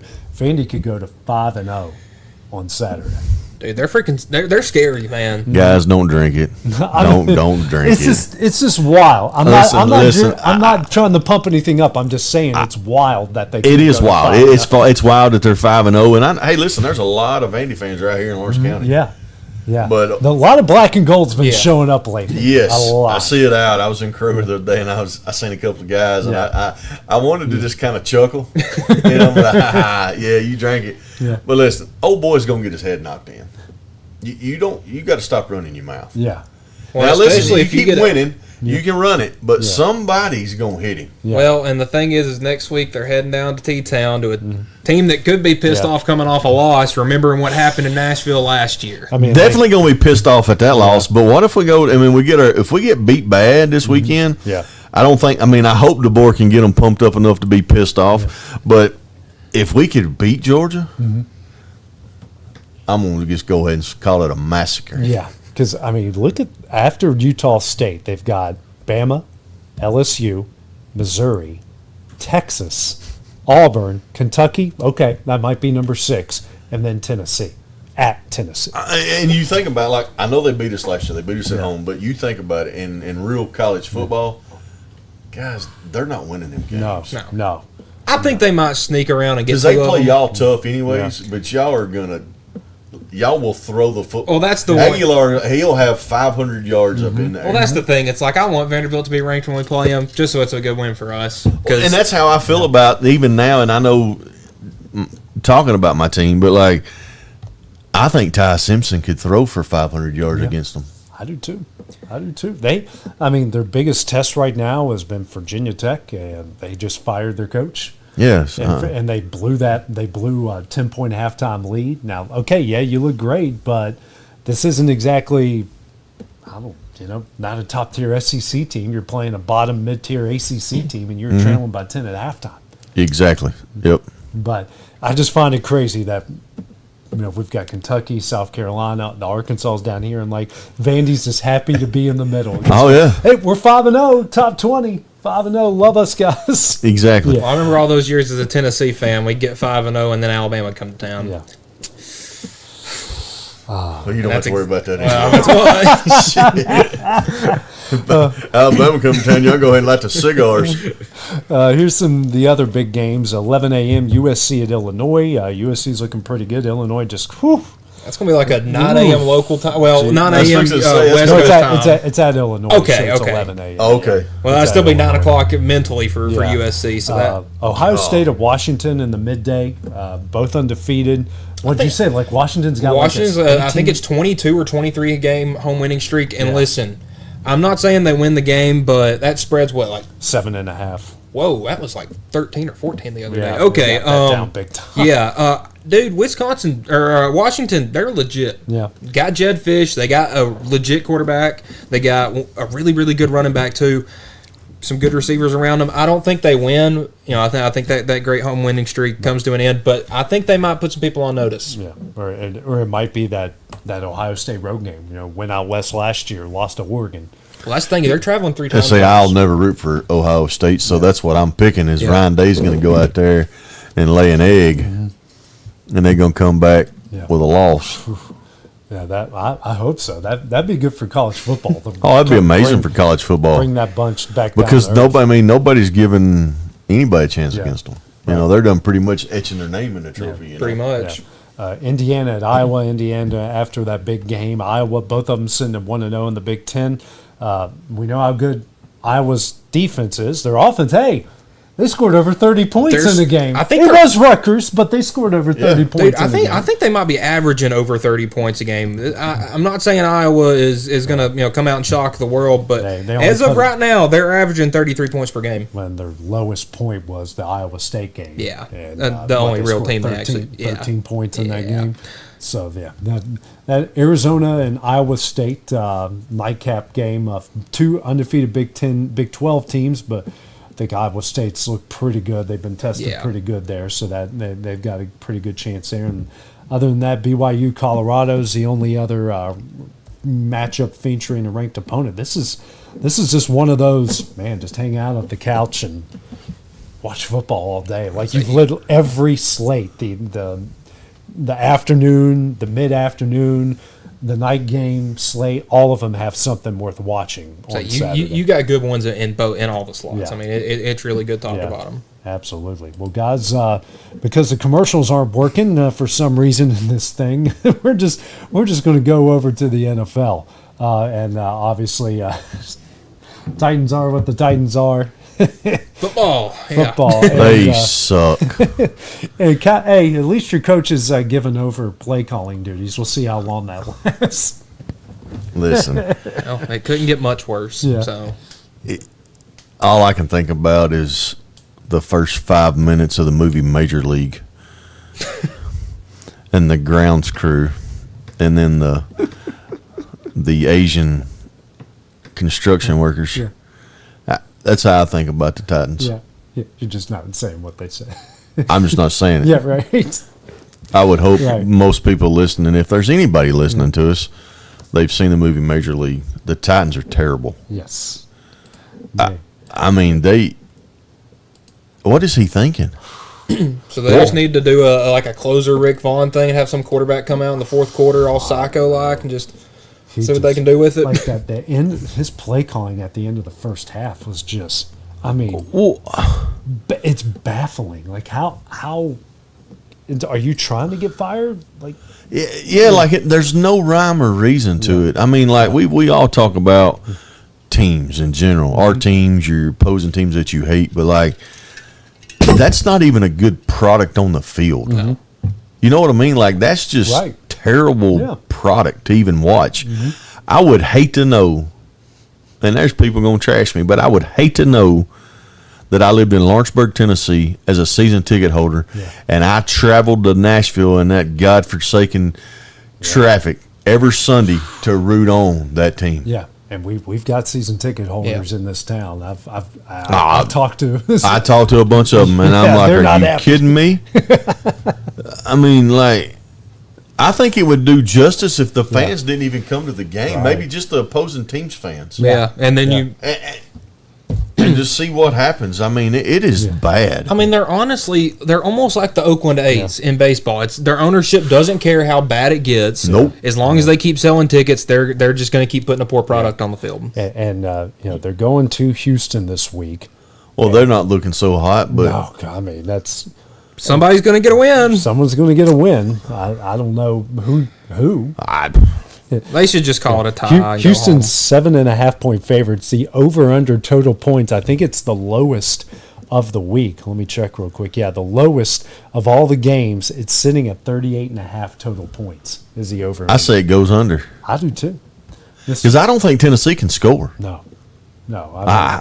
It's the only under 40. Yeah. I mean, just because they got a field goal kicker is jacked and looks like he's 5'4" and 230 pounds of muscle. Yeah. He can't kick. No. Yeah, I think both teams should just tie and call it a draw. Neither I one think of it's them just is- go out and just flip a coin. Just everybody get dressed, Yeah. walk out on the field and flip a quarter. Yeah. And all the fans get your phones out. Let's all go on the field Yeah. together. Yeah, either that or just kind of be like what we were talking about earlier and just stay outside. Yeah. And be like, are you really going in to watch that? Yeah. Well, here's the slate of games for this week. Thursday, Seattle at Arizona. Then you got Minnesota at Pittsburgh, Washington at Atlanta, New Orleans at Buffalo, Cleveland at Detroit, Carolina at New England, the Rams at the Giants, Eagles at Bucks, Tennessee at Houston, Indianapolis at Los Angeles, Jacksonville at the 49ers, Baltimore, Kansas City, Chicago at Vegas, Green Bay at Dallas, New York at Miami, and Cincinnati and Denver. The last two, that's that day, that weird doubleheader on Monday nights they've been doing. Dusty, what do you think? According to, what website is that? I think they do StubHub. Yes. According to StubHub, what do you think the cheapest game is to get into this week? Ooh. I was about to say, I've already guessed this one. Okay. And the price hasn't changed. Okay. either. It's either going to be the very first game you said, Arizona. It's one of the lowest, but it's actually the second lowest to get into, $42. I'm going to probably go out and say the Panthers in New England. Oh, That's a good guess. $90. Actually. Whoa. Wow. Okay, so they can I still- was actually pretty. It's harder to get into that game than the Jaguars 49er game. Sitting at that's $80 to get into. The most expensive is Minnesota Pittsburgh because that's in Ireland, so it's $7.99. What's the most expensive one on this side of the pond? Let's see. Because my guess would be Packers Cowboys Sunday Night Football. It is not. Whoa. It's $47 to get into that game. That was the cheapest game to get into Last last week. week. Was the Cowboy game. I'm seeing $260 for New Orleans at Buffalo.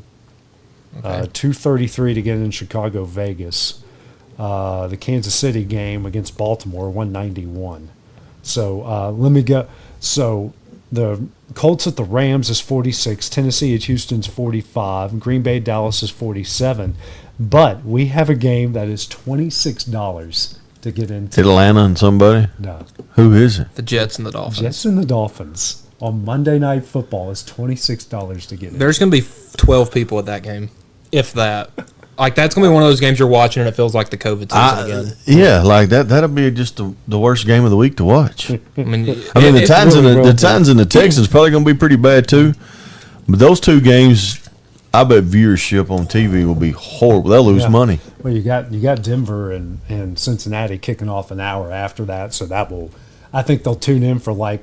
They'll watch pregame in the first quarter. Entertainment purposes, and then they'll kick it out and watch the Cincinnati and Denver, two teams that Kansas Poor City. Chris Fowler and Lewis Riddick have to sit there and watch the Jets and the Dolphins for 4 I'd hours. probably call in sick. don't feel bad for Lewis Riddick for anything. No, he's Brad. yeah. Hate that. Well, Chris Fowler at least. Yeah. What were you going to say about Kansas City? I wanted to say that would be the game to watch, but I'm torn now. What are you thinking?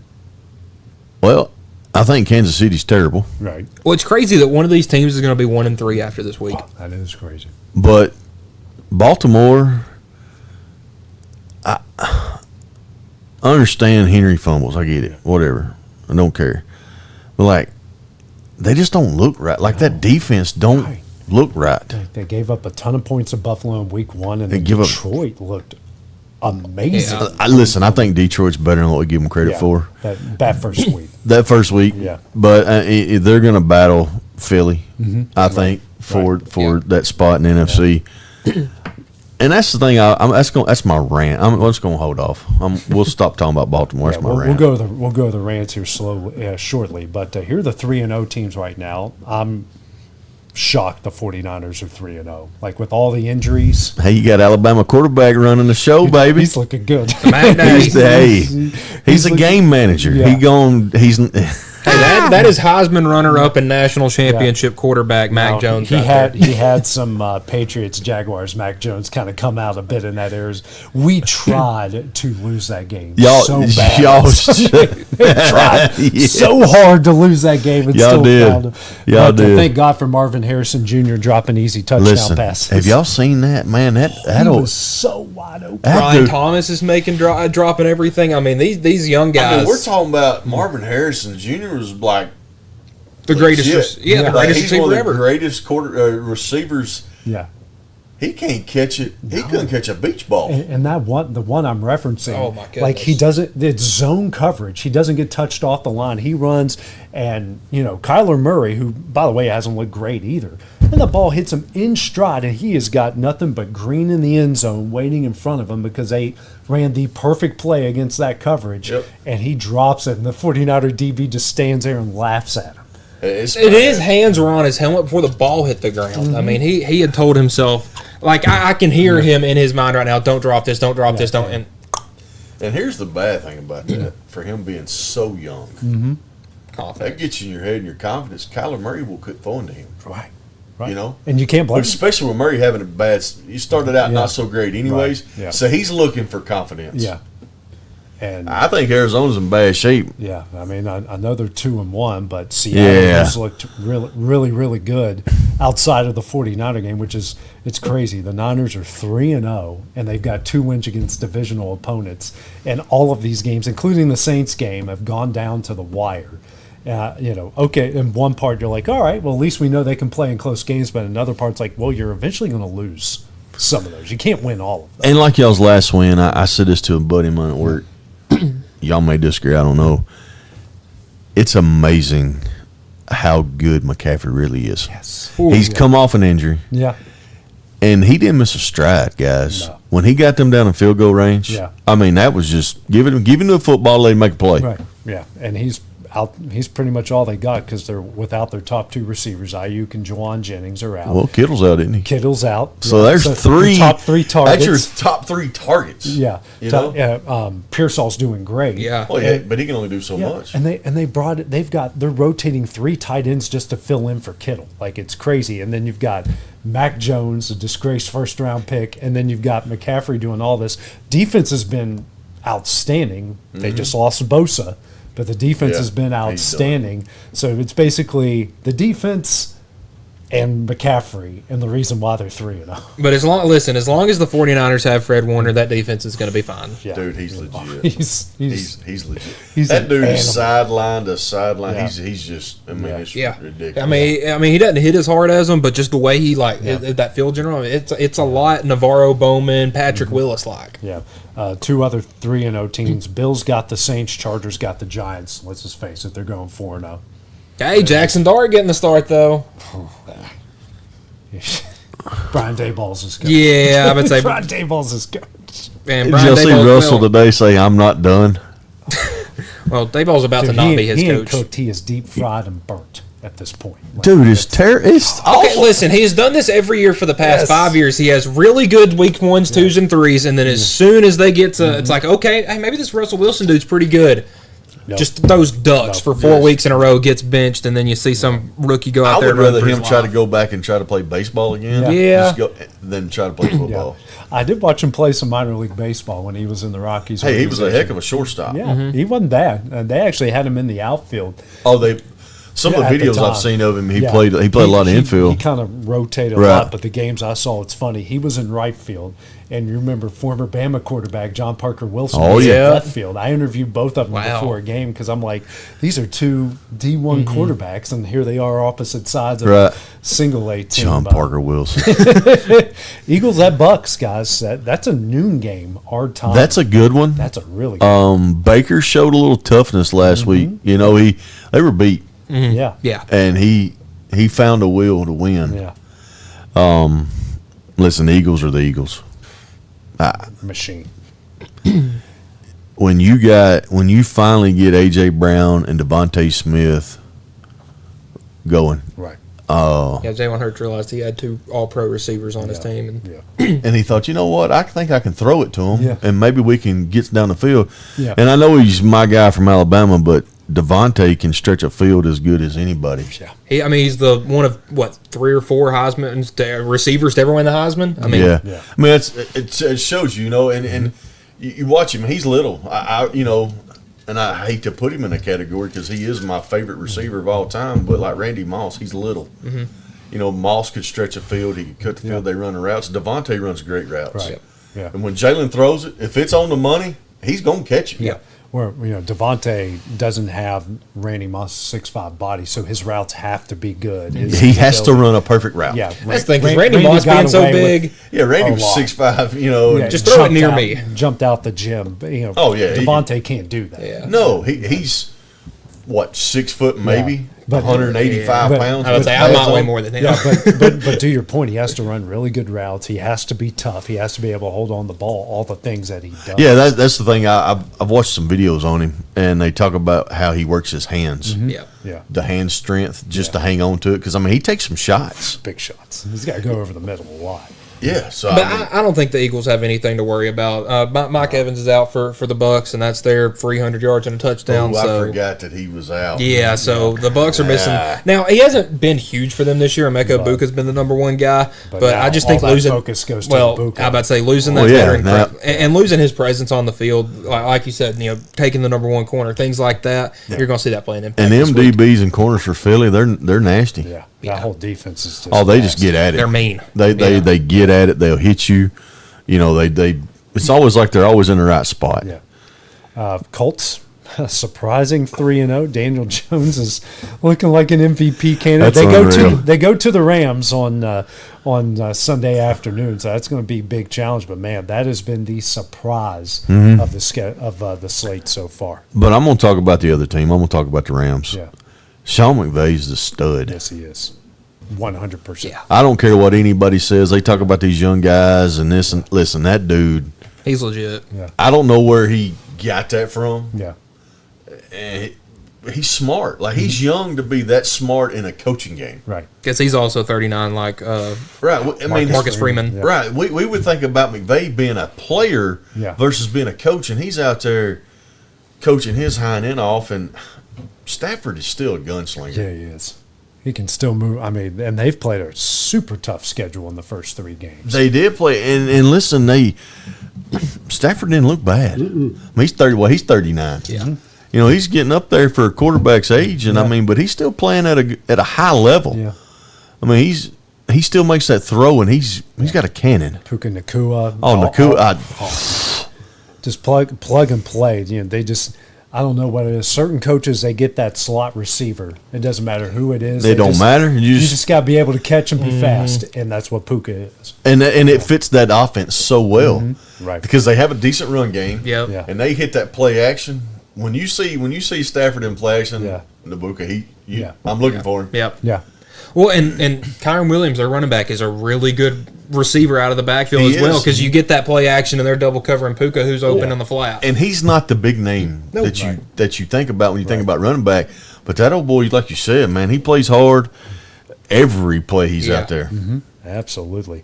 Well, guys, I would say let's talk about wrestling, but I'm just over it. Yeah, That was the worst. I regret watching that instead of a night game that week. I turned into the last like half an hour, and the whole time, I mean, I was on my phone. I was looking at Instagram. Dude, I was just, and then I mean, like, Becky just- and Seth versus AJ and Punk was fun. It wasn't a good fight, though. no, it wasn't. It wasn't fun. Y'all didn't enjoy that? No. I enjoyed it a little bit, I but hate mixed tags matches. It's stupid. It's stupid. You know, Seth put his hand on AJ. He shouldn't have never. That's stupid. that rubbed Yeah. me wrong. That Yeah. part did rub me I wrong. mean, was it bad heat? There's a term for it that's just bad heat, and there's like nuclear heat, Yeah. and then there's like Yep. another term, but it's like the wrong kind of heat to get. Yeah. And listen, But if the surprise for the show was the Undertaker coming out as his biker dude and telling Stephanie she's in the Hall of Fame, that's pathetic. I mean, listen, I don't care if she's in it. Yeah, how bad was? I mean, Lesnar Cena was a squash match. Yep. I mean, Cena got a that's little bit of what offense. that's what I was just fixing to talk about. Yeah. And I ain't really talking about the match where I lost it was Yeah. the whole Heyman thing coming out. Yeah. So what they've done is they give it away. Right. Yeah. And that's what people don't understand. Maybe I'm wrong when I say it this way, but you just gave away Lesnar versus Bondbreaker. Yeah. You just gave it away. Right. Yeah. Yeah. And Why not build that up? Let Lesnar Yeah. do something.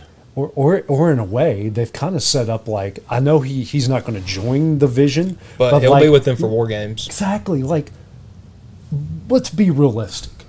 You know, Braun Breaker, Bronson Reed. Bronson Reed, and Brock Lesnar. You don't need 5 guys. There are 2 other guys. Just put those 3, They're gonna have to make three that in the rank- cage. they're gonna have to make they that- can beat yeah. anybody. I don't care who you Where put. I wanted to go with it, if we're going to run with it, Yeah. let the 2 Brons just beat the break. We've never seen anybody Yeah. besides John Cena or Roman, Yeah. maybe Taker, Yeah. just put it on Brock Lesnar. Right. Let Yeah. those 2 dudes beat him down. Yeah. I mean, just beat him down. Yeah. And then let's build that Build story. that. Yeah. But no, what we're going to do is we're going to let Brock, we're going to let him on Friday night. We need to talk. Yeah. And then he introduces him in the match. Yeah. And then after it's over with in the back, y'all seen the video, Breaker's staring him down as he walks. Come on, you just. Like why does this have to be a who's Heyman going to choose storyline? Like why is it?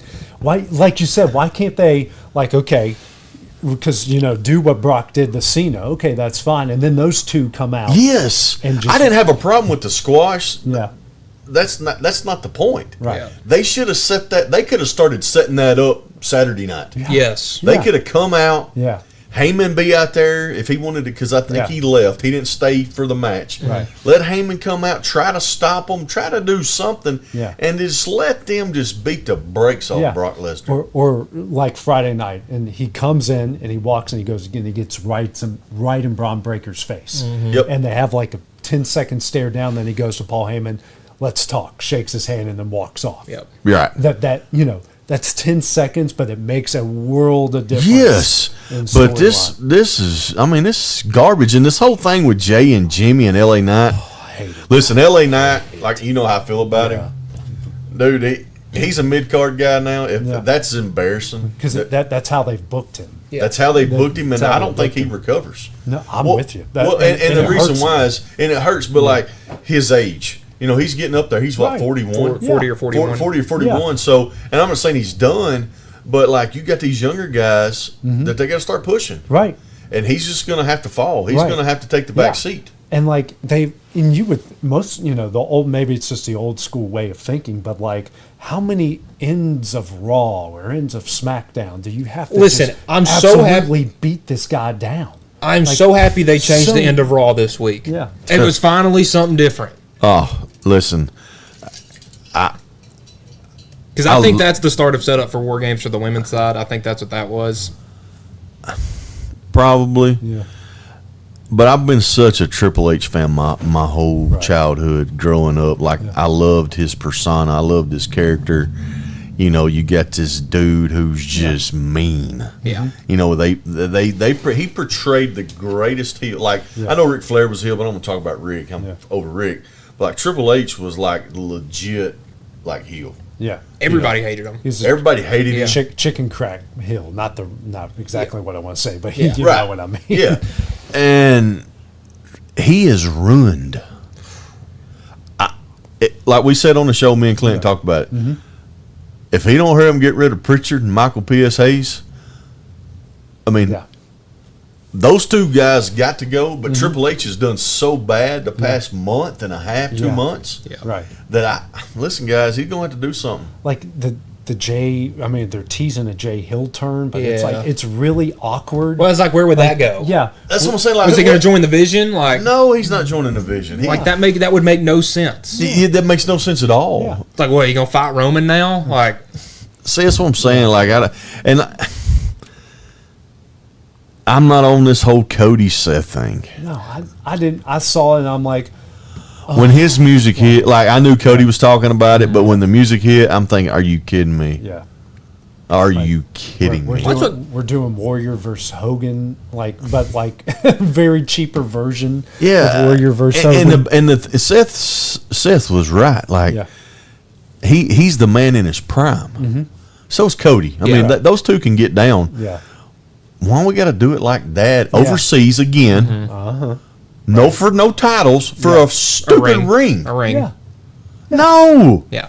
This is where you set up the one belt like we've been talking Yes. about. You could set this up so well. WrestleMania. Thank you. Yeah. Let this run. They don't have to go have a match. Yeah. They can have some interference and they can have some interaction in the ring. But if they would just take this and run with these two champions, if that's how they're going to do with Seth, and he's got his guys and he's building this faction or whatever, let him and Cody get it on at WrestleMania for one title. Yeah. And you can start it now and it'd be great. Yes. And just look at because everyone you got to and- think yeah. we could stop all these stupid PLEs. Yeah. They're not going to wrestle anyways. Yeah. I would like to see a cool Saturday night's main event. As a kid, I love Saturday night's main event. I You think remember 'em? one or I two do a year. Yeah. Put one in the spring, one in the fall or winter. Maybe something like that, but like they could use Monday Night Raw Right. or SmackDown. Really, it'd probably be better for SmackDown. Yeah. Let Seth, Cody, however they maybe let Cody fight the Vision a little bit. Maybe Braun or Bronson. Yeah. It'll come to that. It's going to come to that, but then like Saturday night's main event. All right, let's get Seth and Cody in the ring as a tag match. Yeah. There you all like kind of what they did with Rock Yeah. and Cena or Yeah. what they did with Stone Cold. in Yes, Raw. maybe get a little tag match at a Saturday night's main event. Yeah. Well, that gets you to what, November? Because that's when John's retiring. I mean, that's his last one is in Connecticut or back home in Boston is Saturday night's. It's in DC. Is Yeah, it in they DC? did switch Okay. it to DC, yeah. But anyways, like you think about it, from there WrestleMania went 4 months away. Yeah. If I they would- can't write a yeah. good story for 4 months, And that's better than what they've been doing. It would be incredible to build for that. Like you'd have to change some things in the Royal Rumble. Well, but sure. I don't mind that. Like Dude, you can Get change the something. Royal Rumble like that. Oh, yeah. I mean, they can fight for some other Yeah. title, or Yes. it could be for the Rumble could be for whoever takes the those two are going to fight for the Universal. Whoever wins the Rumble can take the heavyweight Yeah. title, whatever the case may be. right? I guess I got two rants. We'll just go into Let's it. just go right into it. Yeah. Triple H and how he's treated John Cena. That is absolutely horrible. I understand the squash with Lesnar. I get it. because I think they're going to have another fight. They're gonna yes. It'll probably be in War Games, but It probably will be. but how Triple H has treated a man, and people at home that probably watches us and they probably like these guys talking wrestling. If you don't understand what John Cena has done for the WWE and what he has meant to the WWE, and He got them through the PG era. he did, and I know people are like, "Oh, it's fake and this and that." It's a story. It is 100%. But John Cena don't deserve the way he's getting treated on the back end. Right. Stupid. You know, at first I thought, okay, it's going to be some pretty good booking. You got John Cena heel because he's one of the maybe the best talker we've ever seen. Yeah. Ever. Yeah. I know Rick was good back in the 70s and 80s, but John Cena's top notch. 100%. Yeah. And so it was awesome watching him turn heel because he was doing it and he was, talking down to the kids a little bit, and all that stuff. And I'm thinking, okay, all right. But then you just turned it off. Right. Like you didn't even phase anything. They let the crowd, like we talked about in WrestleMania 13. Yeah. They let the crowd change that. But they shouldn't have. Right. Because their explanation of it and the story was Cody wants to fight the real Cena, not this bad guy Cena. Yeah. And he flips the night before. Yeah. Yes. He goes, okay, I'm a good guy again. Here we go. Stupid, bad booking, terrible booking, I think. And I think Triple H down the line is going to look back and be like, you know what, I screwed John Cena. Yeah. And there's one other person I think's involved in that, and I think that's The Rock. Yeah. I think he is so. Listen, we can go. We're not getting into that part of it, but I think he's so jealous. Yeah. Because he never got a last hoorah a whole year. He didn't get a hoorah. Right. And I think The Rock has kind of screwed John as well. Right. Because he put his nose into it with that moment when he nut kicks Cody was great, but he had no will to follow up that story. He never come back. Exactly. He's Even never been back Yeah. since the nut shot to John or to Cody. Yeah. Right. Yeah. I mean, even Travis Scott showed back up at WrestleMania. Yeah. Now, obviously, that was probably the worst thing that's happened this year. Probably stupid. But, he at least showed back up and it kind of continued that story. And then where did it go from there? The Travis Scott thing went so bad that they're like, okay, it's gone. And he don't want anything to do with WWE. Nope. So that's my rant. Is Triple H has got to do better, and it's over now. Yeah. So I mean, it ain't like he's got to do better. I mean, he's ruined it. But maybe going forward, that they don't do this again. Yeah. Well, the fact that, after that, the Lesnar Cena fight, I mean, it was showing camera shots of kids crying. Yeah. That did not need to happen. Yeah. That part of it didn't. 6 F5s. 6 or didn't- 7, It didn't need to happen that way. Like I said, it's just bad booking. and it was what, a 12-minute match, something Yeah. like that. And I can't. That just shows you what kind of person John Cena is. Just say, okay, that's what we're gonna do. I think the whole Nexus deal has made him a very more team player. Yep. Because I think he realized how bad he fumbled that. Yeah. How he let his ego get in the way. Right. And I think he's been more of a team player ever since. Ever since then. Yep. Good on him for being. And that. when you watch the videos of Brock and stuff, Yeah. I don't think Brock wanted it that way. Nope. No. Because, Yeah. I know Brock plays that persona. Yeah. That he don't care, I'm the big bad guy, but And he is. He is Yeah. the big dog. I mean, if you watch, he still moves so fast Yes, in he the ring. does. He is such a freaking. well, I mean, just when he Force of nature. hopped in the ring Saturday Yeah. and just started bouncing off the ropes. I mean, he's such a force of nature. Like, it's scary. Yeah. he Like, still looks that good. Yeah. But, Yeah. he knows the business. Right. He knows. Yeah. He knows that Undertaker gave him everything. Right. Yep. And he did. Yeah. And I think Brock he's trying to pay it back to John Cena. Yeah. And I think he will. At some point. At some point, Yeah. I think he I will. think that's probably the match See, we're like gonna get it. Like, Cena pins him at War Games. And or something. maybe they shake hands Yeah. and call it a Yeah. career or whatever. Yeah. Which. But hey, listen, right now while there's not a Cena Lesnar fight going on, we need Gunther back on SmackDown. Or do we just need better storylines, better wrestling. Because I think Better Gunther versus Brock would be if they built it up. I think they'd have to build it up. I just don't know if Gunther can hang with him. Or- I don't think he's in the shape. especially the way that Brock wants to wrestle. I don't Yeah. Because he he's moves ready so for that. fast in the Yeah. ring. And Gunther's a statue. He's a statue. Yeah. And it's just, Yeah. it's with Lesnar in the ring, man, it's constant Yeah. movement. Or in the words of what I heard a wrestling commentator say, where the heck is Jacob Fatu? Listen, my guys, He did bring it up. What happened to him? Is he hurt? No, because he's not hurt. He's fighting in dark matches. He's fighting in house shows. He's just not. I don't know. That's another one, man. How do you fumble that guy? That dude was so good. I mean, you think about what could him and Lesnar do I together? know, yeah. Well, I mean, Fatu's still on SmackDown. It could happen. Well, I mean, I think about but I think about it together, not as Yeah. a match against each other. Like, with each other. yeah, we Oh my talk gosh. about the Bronze, Yeah. and how me and Clint talk about that power dominant tag team. Yeah. Could Dude, you that, imagine the Lesnar Fatu fight them two? Or Lesnar or Fatu fighting the Vision Just- when Roman comes Yeah. back. Yeah, like the Oh, whole thing, man. that- Yeah, I mean, that- like we always say, WWE, we're here. we're here. cheap, we're Yeah. cheap, we're here. Yeah. and but- Roman just got done filming Street Fighter. So Yep, Cody's done with it. Roman's done with it. You got all know, the stars here. Let's. let's rock and roll. Did you have a Chiefs rant too? No, my rant is on these fine folks that trash Derrick Henry. Ooh. Yeah. You know, I'm 40. I just had a birthday. I'm turning 45, and I've watched a lot of football in my life, just so as you have. And we sit and we talk about it weekly. So I mean, we kind of understand the game. We're talking about arguably top 3 running back to ever put on a helmet. Yeah. I think it's a fair statement. Yeah. Dude, when Derrick Henry, when Coker or Sims got under center, and you had Henry 7 yards behind the line coming full head of steam, that's terrifying. Yeah.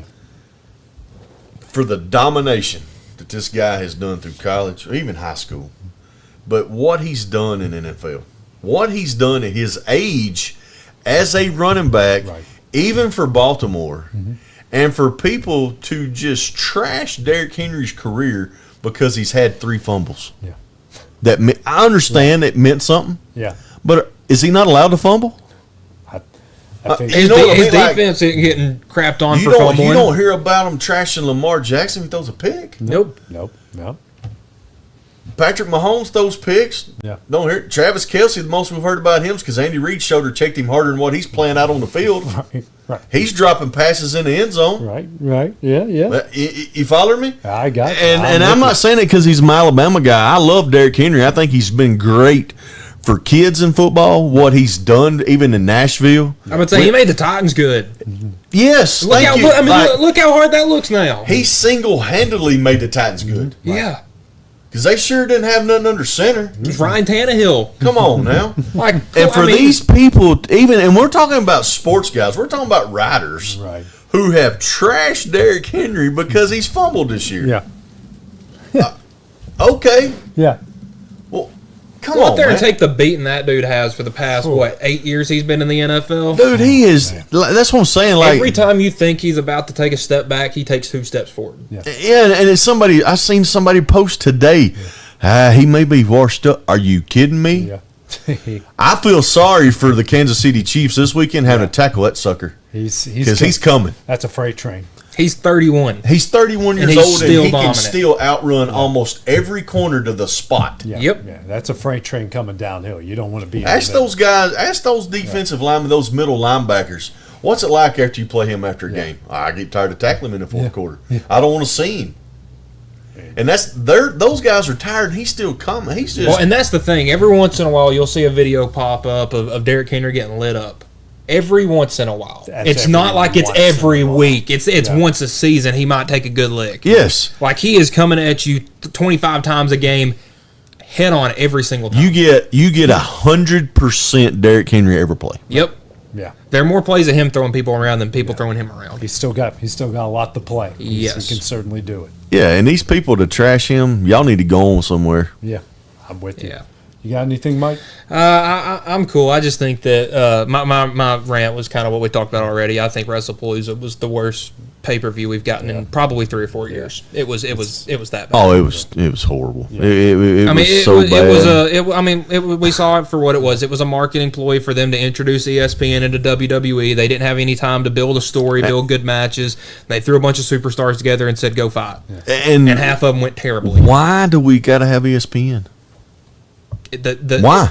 I know. Nothing looked. Yeah. The only thing that they changed was there's a new little montage at the beginning that's the past, present, future, forever, all that crap. That was the only thing they changed. The only thing I can think of is maybe WrestleMania might go to ESPN. Like one of the nights might end up on ESPN or ABC. It's a Saturday and Sunday in what, April? Yeah, or maybe the Royal Rumble. Or They don't have they don't have Sunday Night Baseball anymore. No, Sunday Night Baseball is over in April. And ESPN doesn't have Sunday Night Baseball. No, they anymore. don't have it anymore. Football's over. And NBA, I mean, they can bounce them for 1 week. Yeah, and on top of we're late in basketball. Yeah. At that point, college basketball. I would say college is over. Yeah. And those are on other channels at that point. So I think they could pull it off. yeah, I mean that might be the only reason because I know the UFC is going to start putting their big stuff on CBS. That's going to be cool. That's going to be awesome. Hey, I'd rather we may start talking UFC than we do wrestling. I love the UFC. I would say I love UFC. I would like to go back and talk about Chuck Liddell and those guys. I literally last week watched the Chuck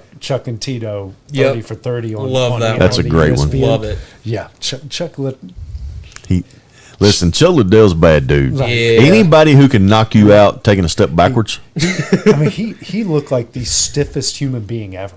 Yeah. Like, the way he moved was so robotic. Yeah, because his arms went here. He was more out like that. Well, I would say that's where they had to go.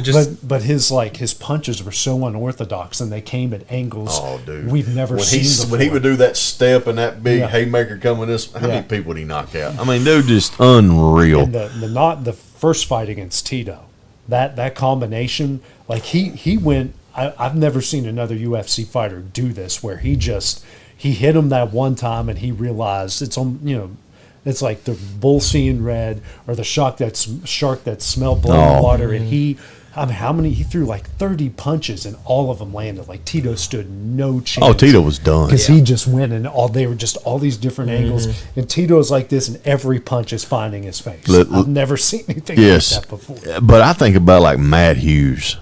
Oh, the old country boy just... what about Forrest Griffin, man?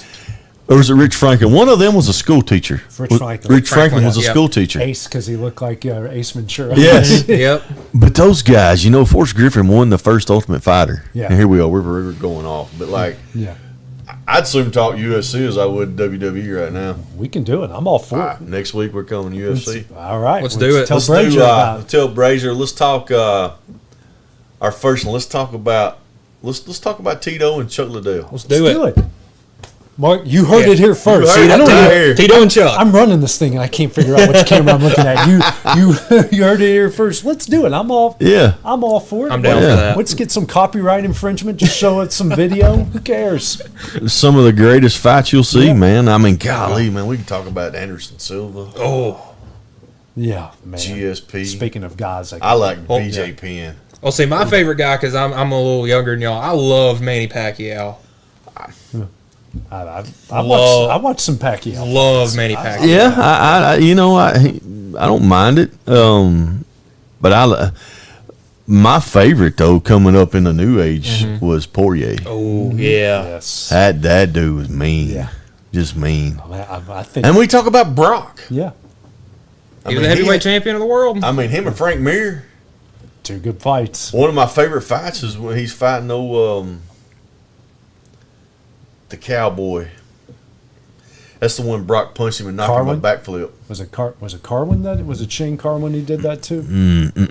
No, Carwin was the one where Carwin almost had him choked out. Yep.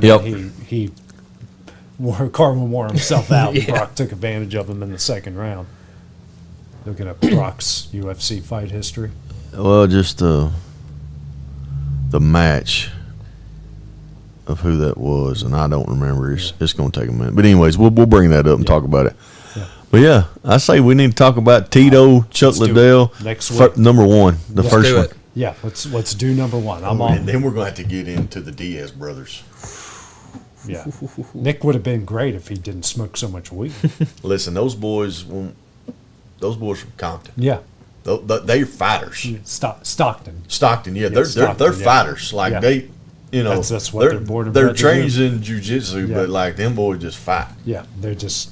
Oh, yeah. Well, let's save some of it. Yeah. We can go off for a while. I love the UFC. Well, guys, what a fun night here on X Sports Live. So for Dusty Kizer, Michael Marks, I'm AJ Good. We'll see you guys next week. Going the distance with local sports. This is the X